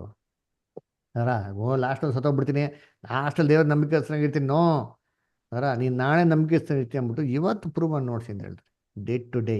ಅದರ ಓಕೆ, ನೆಕ್ಸ್ಟ್ ಪ್ಯಾರಾಗ್ರಾಫ್ ಲಿಖಿತ ಓದ್ಬೋದೇನಮ್ಮ? ಆದಾಗ್ಯೂ ದೇವರ ಆತ್ಮನು ಈಗಾಗಲೇ ನಿಜವಾದ ದ್ರಾಕ್ಷಿ ಬಳ್ಳಿಯ ಕೊಂಬೆಗಳಾಗಿರುವವರನ್ನು ಅವರು ಅಪ್ರಾಮಾಣಿಕರಾಗಿ ಕಂಡುಬಂದಲ್ಲಿ, ಅವರು ಪ್ರೀತಿಯ ಉತ್ತಮವಾದ ಫಲಗಳನ್ನು ಬಿಡಲು ವಿಫಲವಾದಲ್ಲಿ ಅಂತಹ ಕೊಂಬೆಗಳನ್ನು ಕಡಿದು ಹಾಕಲಾಗುವುದು ಎಂಬುದಾಗಿ ಆತನ ವಾಕ್ಯದ ಮೂಲಕ ಸಮವಾದ ಸ್ಪಷ್ಟತೆಯಲ್ಲಿ ಸಾಕ್ಷಿ ಹೇಳುವುದಾಗಿದೆ. ನನ್ನಲ್ಲಿದ್ದು ಫಲ ಕೊಡದಿರುವ ಪ್ರತಿಯೊಂದು ಕೊಂಬೆಯನ್ನು ಆತನು ತಂದೆಯು ತೆಗೆದುಹಾಕುತ್ತಾನೆ. ಫಲ ಕೊಡುವ ಪ್ರತಿಯೊಂದು ಕೊಂಬೆಯು ಹೆಚ್ಚು ಫಲ ಕೊಡುವ ಹಾಗೆ ಅದನ್ನು ಶುದ್ಧಿ ಮಾಡುತ್ತಾನೆ. ಯೋಹಾನ 15:2. ಕರ್ತನ ಆತ್ಮನು ಆತನ ವಾಕ್ಯದ ಮೂಲಕ ಈ ರೀತಿಯಲ್ಲಿ ನಮಗೆ ಪರಲೋಕದ ತಂದೆಯ ನಿಯಮಗಳ ಬಗ್ಗೆ, ಆತನು ತನ್ನ ಮಕ್ಕಳೊಂದಿಗೆ ವ್ಯವಹರಿಸುವ ಬಗ್ಗೆ, ಅವರಿಗೆ ನೀಡುವ ಶಿಕ್ಷೆಗಳ ಬಗ್ಗೆ, ಒಣಗಿದ ಕೊಂಬೆಗಳನ್ನು ತರಿದು ಹಾಕುವಂತೆ ಕಡಿದು ಹಾಕುವ ಬಗ್ಗೆ, ಕೆಲಸಕ್ಕೆ ಬಾರದವುಗಳನ್ನು ತೆಗೆದು ಹಾಕುವ ಬಗ್ಗೆ, ಫಲ ಕೊಡುವವುಗಳ ಅಭಿವೃದ್ಧಿಯ ಬಗ್ಗೆ ಸಾಕ್ಷಿ ಹೇಳುವುದಾಗಿದೆ. ದ್ರಾಕ್ಷಿ ಬಳ್ಳಿಯೊಂದಿಗೆ ಗುರುತಿಸಲ್ಪಟ್ಟ ಮೇಲೆ ಆಗಬಹುದಾದ ಈ ಅನುಭವಗಳು ನಾವು ಇನ್ನೂ ದ್ರಾಕ್ಷಿ ಬಳ್ಳಿಯಾಗಿದ್ದೇವೆಂಬ, ಇನ್ನೂ ಬಳ್ಳಿಯ ಕೊಂಬೆಗಳಾಗಿ ಗುರುತಿಸಲ್ಪಟ್ಟಿದ್ದೇವೆಂಬ ನಾವಿನ್ನು ನಮ್ಮ ಕರ್ತನ ಪಾಲನೆಗೆ ಮತ್ತು ಶಿಸ್ತಿಗೆ ಒಳಗಾಗಿದ್ದೇವೆಂಬುದಕ್ಕೆ ಆತ್ಮನ ಸಾಕ್ಷಿಯಾಗಿದೆ. ಇದಕ್ಕೆ ವ್ಯತಿರಿಕ್ತವಾಗಿ ಯಾರಾದರೂ ಈ ದ್ರಾಕ್ಷಿ ಬಳ್ಳಿಯೊಂದಿಗೆ ಗುರುತಿಸಲ್ಪಟ್ಟ ಮೇಲೆ ಶಿಸ್ತು ಪಾಲನೆಗಳಲ್ಲಿ ಕೊರತೆಯುಳ್ಳವರಾದರೆ ಆತನಲ್ಲಿ ಆತ್ಮನ ಈ ಸಾಕ್ಷಿಯ ಕೊರತೆ ಇದೆ ಮತ್ತು ಅದಕ್ಕೆ ಅನುಗುಣವಾಗಿ ಆತನು ದೇವರೊಂದಿಗೆ ಅಂಗೀಕಾರಕ್ಕೆ ಅನುಮಾನವುಳ್ಳವನಾಗಿ ಕಂಡುಬರುತ್ತಾನೆ. ಇಬ್ರಿಯ 12:7 ನೋಡಿರಿ. ಸೂಪರ್ ಆಗಿ ಹೇಳಿದ್ರು ಪಾಯಿಂಟು. ಅರ್ಥ ಆಯ್ತಾರ ಯಾರಿಗಾರ? ಏನ್ರಿ ಹೇಳ್ತಾರೆ, ನಾನೇ ನಿಜವಾದ ದ್ರಾಕ್ಷಿ ಬಳ್ಳಿ, ನೀವೆಲ್ಲ ಏನಾಗಿದ್ದೀರಾ, ಕೊಂಬೆಗಳಾಗಿದ್ದೀರಾ ಅಂತ ಹೇಳ್ತಾರೆ. ಯಾವ ಬಳ್ಳಿ ಫಲಗಳನ್ನ ಕೊಡ್ತಾರೋ ದೇವ್ರೇನ್ ಮಾಡ್ತಾರೆ ಅಂತ ಅದನ್ನ ಹೆಚ್ಚು ಫಲ ಕೊಡುವ, ಹೆಚ್ಚು ಫಲ ಕೊಡುವಾಗೆ ಶುದ್ಧಿ ಮಾಡ್ತಾರೆ. ಅಂದ್ರೆ ಏನ್ ಮಾಡ್ತಾರೆ? ಶುದ್ಧಿ ಅಂದ್ರೆ ಏನರ್ಥ? ಅದೇ ಕಟ್ ಮಾಡಿ very good, very good. Cut ಮಾಡಿ ಟ್ರಿಮ್ ಮಾಡ್ತಾರೆ. ಅದೇ ಒಂದು ವಾಕ್ಯಗಳಲ್ಲಿ ಹೇಳ್ತಾರೆ, ಯಾವ ಕೊಂಬೆ ಫಲಗಳನ್ನ ಕೊಡಲ್ವಾ ಆ ಕೊಂಬೆ ಏನ್ ಮಾಡ್ತಾರಂತೆ? ತೆಗೆದು ಹಾಕ್ತಾರೆ. ತೆಗೆದಾಕ್ತಾರೆ. 2 ಕೊಂಬೆನೂ ಕಟ್ ಮಾಡ್ತಾರೆ. ಅಂಡರ್ಸ್ಟ್ಯಾಂಡ್ ಮಾಡ್ಕೊಂಡ್ರ ಪಾಯಿಂಟು? ಕೊಂಬೆ ಅದ್ರಲ್ಲಿ 2 ಕಟ್ ಮಾಡ್ತಾರಂತೆ. ಆದ್ರೆ ಒಂದು ಕೊಂಬೆ ಕಟ್ ಮಾಡಿದವಾಗ ಫಲ ಕೊಡ್ತದೆ, ಇನ್ನೊಂದು ಕೊಂಬೆ ಕಟ್ ಮಾಡಿದವಾಗ ಫಲ ಕೊಡೋದ. ಯಾಕೆ? ಕೊಂಬೆಗೆ ಕಟ್ ಮಾಡ್ಬೇಕಾರೆ ಫೀಲ್ ಆಯ್ತದಾ? ಓ ಇದು ನನ್ನ ಕಟ್ ಮಾಡ್ತವ್ರೆ, ಏನು ಕಟ್ ಮಾಡ್ತವ್ರೆ ಅಂತ ಕೊಂಬೆಗೆ ಏನೋ ಗೊತ್ತಾಯ್ತದ? ಫಲ ಕೊಡ್ಬೇಕು ಅಥವಾ ಫಲ ಕೊಡ್ಬಾರ್ದು ಅಂತ ಕೊಂಬೆ ಗೊತ್ತಾಯ್ತದ?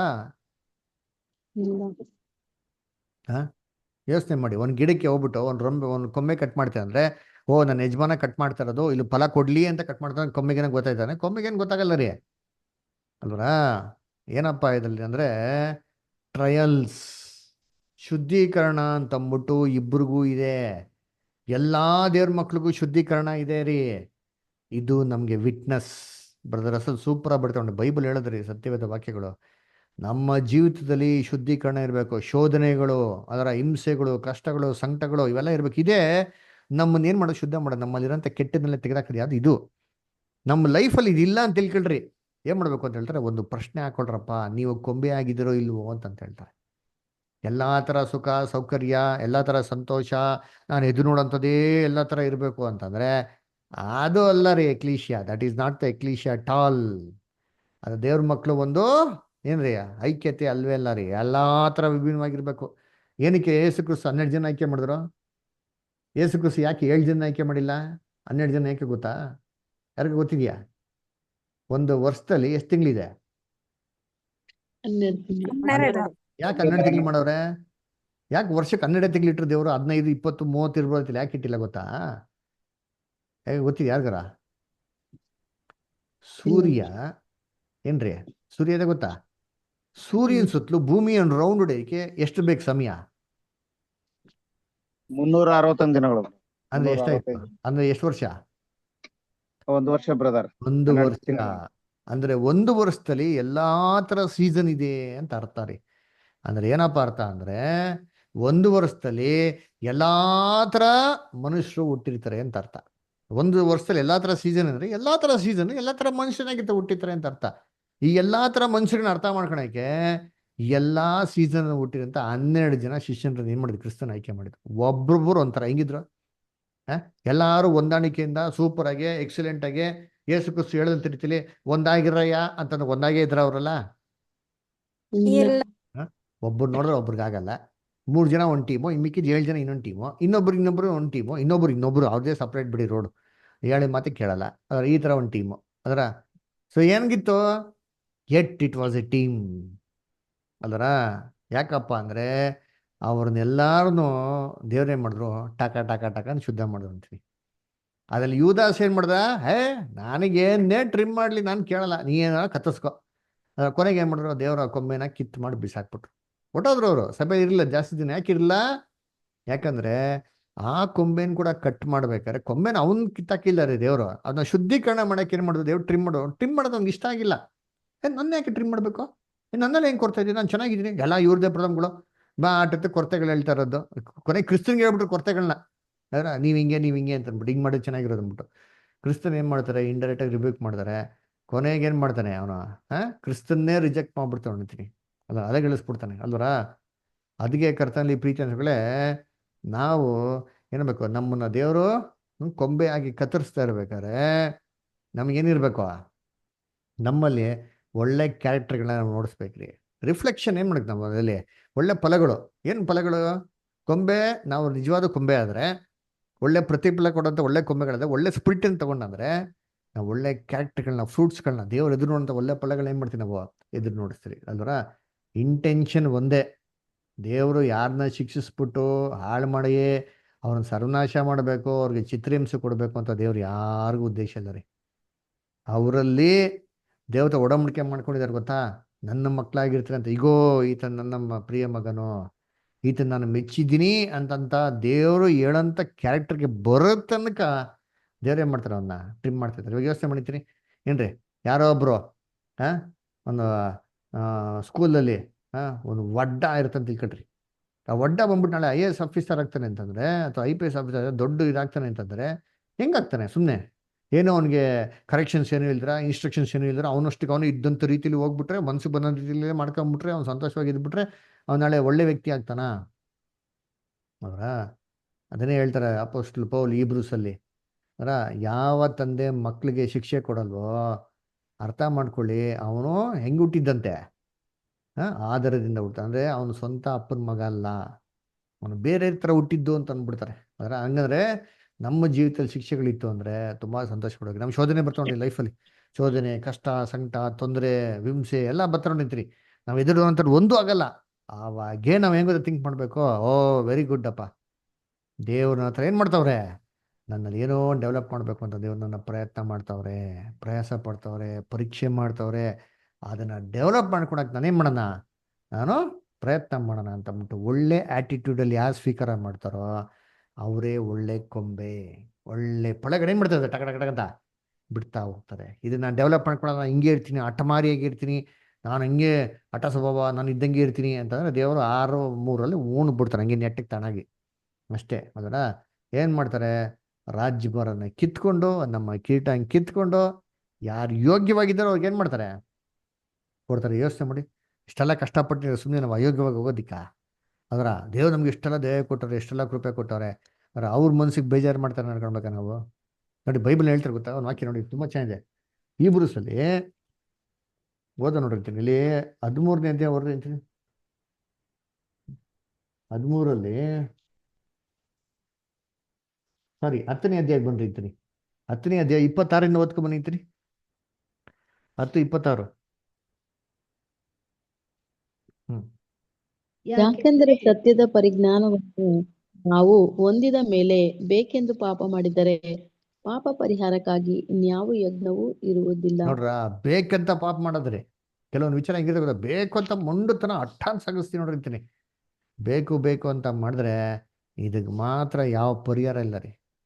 ಯೇಸು ಕ್ರಿಸ್ತನ ಅಯ್ಯೋ ದೇವರೇ ನಾನು ಕ್ಷಮಿಸ್ಬಿಡು ಅಂದ್ರೆ ಯೇಸು ಕ್ರಿಸ್ತನ ರಕ್ತದಲ್ಲಿ ತೊಳೆಯಲ್ಲ, ಅದೇ ಹೇಳೋದು ಬೈಬಲ್. ಬೇಕನ್ನ ಪರಿಹಾರ ಏನು ಪಾಪ ಮಾಡಿದ್ರೆ ಅದಕ್ಕೆ ಶಿಕ್ಷೆ ಆಗ್ತಾರಂತೆ ನೋಡ್ತೀನಿ. ಅದಕ್ಕೆ ಕೆಲವು ವಿಚಾರಗಳನ್ನ ಬೇಕಂತ ಮಾಡಕ್ ಹೋಗ್ಬಾರ್ದು. ಆಮೇಲೆ ನೋಡಿ ನೆಕ್ಸ್ಟ್ ಹೇಳ್ತಾರೆ ಇಲ್ಲಿ, ಅತ್ಯಂತ ಭಯದಿಂದ ಎದುರು ನೋಡತಕ್ಕ ನ್ಯಾಯ ತೀರ್ಪು, ದೇವರ ವಿರೋಧಿಗಳನ್ನು ದಹಿಸುವ ತೀಕ್ಷ್ಣವಾದ ಅಗ್ನಿಯು ಇವೇ ನಮ್ಮ ಮುಂದೆ ಇರುವವು. ಇಂಥ ಕ್ಯಾರೆಕ್ಟರ್ಗಳಿರೋರಿಗೆ ಮುಂದೆ ಏನಪ್ಪ ಕಾತ್ಕೊಂಡಿದೆ ಅಂತಂದ್ರೆ ದೇವರ ಕ್ಷಮಾಪಣೆ, ದೇವರ ಕೃಪೆ, ದೇವರ ದಯೆ ಅಲ್ಲ ರೀ. ಏನಪ್ಪ ಕಾತ್ಕೊಂಡಿದಂತೆ, ದೇವರ ತೀಕ್ಷ್ಣವಾದ ನ್ಯಾಯ ತೀರ್ಪು ಅದು ಕಾಯ್ದುಕೊಂಡಿದೆ ಅಂತ.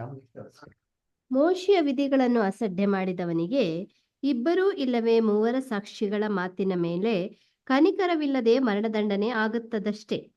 ಯಾವನು ದೇವಕುಮಾರನನ್ನು ತುಳಿದು ಒಡಂಬಡಿಕೆಯನ್ನು ಸ್ಥಿರಪಡಿಸಿದಂತ, ತನ್ನನ್ನು ಪವಿತ್ರ ಮಾಡಿದಂತ ರಕ್ತವನ್ನು ಅಶುದ್ಧವೆಂದೆಣಿಸಿ ದೇವರ ಕೃಪಾವರವಾಗಿರುವ ಆತ್ಮನನ್ನು ತಿರಸ್ಕಾರ ಮಾಡಿದ್ದಾನೋ, ಅವನು ಇನ್ನೂ ಎಷ್ಟೋ ಕ್ರೂರವಾದ ದಂಡನೆಗೆ ಪಾತ್ರನಾಗಬೇಕೆಂಬುದನ್ನು ಯೋಚಿಸಿರಿ. ನೋಡ್ರ ಏನ್ ಹೇಳ್ತಾರೆ, ಮೋಸೆ ಧರ್ಮಶಾಸ್ತ್ರ 1-2 ಸಾಕ್ಷಿ ವಿರುದ್ಧವಾಗಿ ಏನಾಗ್ಬಿಡ್ತೈತಂತೆ ಅಲ್ಲಿ ಮರಣದಂಡನೆ.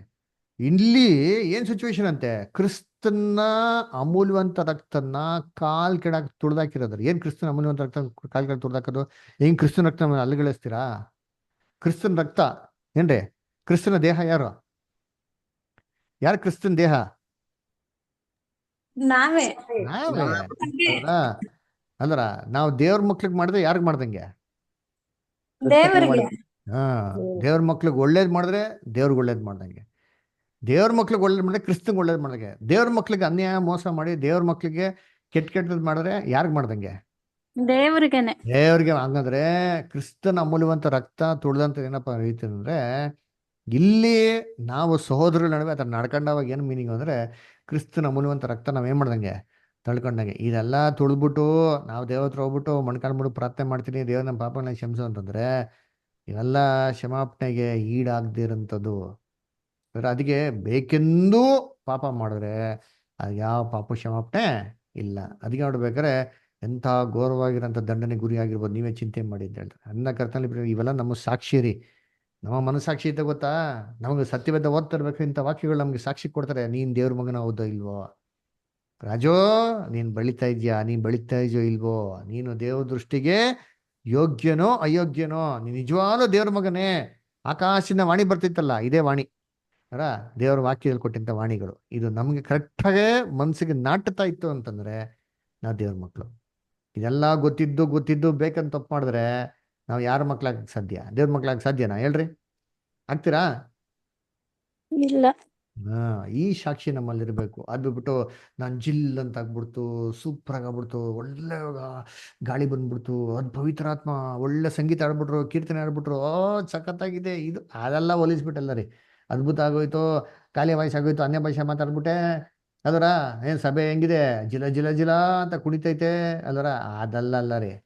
That is not the witness of the holy spirit.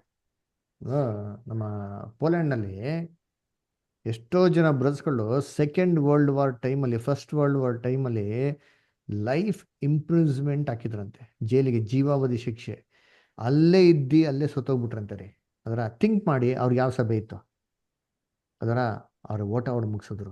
ಅವ್ರು ಹಂಗಂತ ಬಿಟ್ಟು ಸಭೆ ಬರ್ಬೇಡಿ ಅಂತ ಹೇಳ್ತಾ ಇಲ್ಲ, ಸಭೆಗೆ ಬರ್ರಿ, ಅದು ಅನಿವಾರ್ಯ ಕಾರಣ.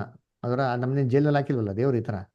ಅದರ ಅವಕಾಶಗಳನ್ನ ಕೊಟ್ಟರೆ ಅಂತಂದರೆ ನಾವೇನು ಗೊತ್ತಾ ಮಾಡೋಕೆ, ಅವಕಾಶಗಳನ್ನ ಉಪಯೋಗಿಸ್ಕೊಂಡು ದೇವ್ರ ಮಕ್ಕಳು ದೇವ್ರ ಐಕ್ಯದಲ್ಲಿ ಒಗ್ಗಟ್ಟಾಗಿರ್ಬೇಕ್ರಿ. ಯಾರು ಪರ್ಫೆಕ್ಟ್ ಇಲ್ಲ, ಆದರೆ ಇಂಪರ್ಫೆಕ್ಟ್ ಆಗಿರೋ ನಡುವೆ ನಾವು ನಮ್ಮ ಒಂದು ಕ್ಯಾರೆಕ್ಟರ್ ಏನು ಮಾಡ್ಬೇಕು ನೋಡಿಸ್ಬೇಕು, ನಾವು ಡೆವಲಪ್ಮೆಂಟ್ ನೋಡಿಸ್ಬೇಕು, ಒಗ್ಗಟ್ಟು ನಾವೇನು ಮಾಡಬೇಕು ನೋಡಿಸ್ಬೇಕು. ಇದು ಸಾಕ್ಷಿ ರೀ ಅದರ. ಸೊ ನಾವು ನಿಲ್ಲಿಸ್ಬಿಡೋಣ, ನೆಕ್ಸ್ಟ್ ವೀಕು ಕಂಟಿನ್ಯೂ ಮಾಡೋಣ. ದೇವ್ರ ವಾಕ್ಯಗಳನ್ನ ಆಶೀರ್ವದಿಸಲಿ. ಯಾರಿಗೇನು ಡೌಟ್ಸ್ ಏನೋ ಕ್ವಶನ್ಸ್ ಇದೆಯಾ? ಸರಿ, ಓಕೆ. ಕೊನೆಯದಾಗಿ ಒಂದು ಪ್ರಾರ್ಥನೆ ಮಾಡೋಣ, ಮುಕ್ತಾಯ ಮಾಡೋಣ. ಇದನ್ನ ಪ್ರಾರ್ಥನೆ ನಡ್ಸ್ಕೊಡ್ಬೇಕಾಗಿ ನಮ್ಮ ಮಧ್ಯದಲ್ಲಿ ಅನಿತಾ ಸಿಸ್ಟಮ್ ಕೇಳ್ಕೊಂತೀವಿ. ಅನಿತಾ ಅಷ್ಟ ಪ್ರೇಮ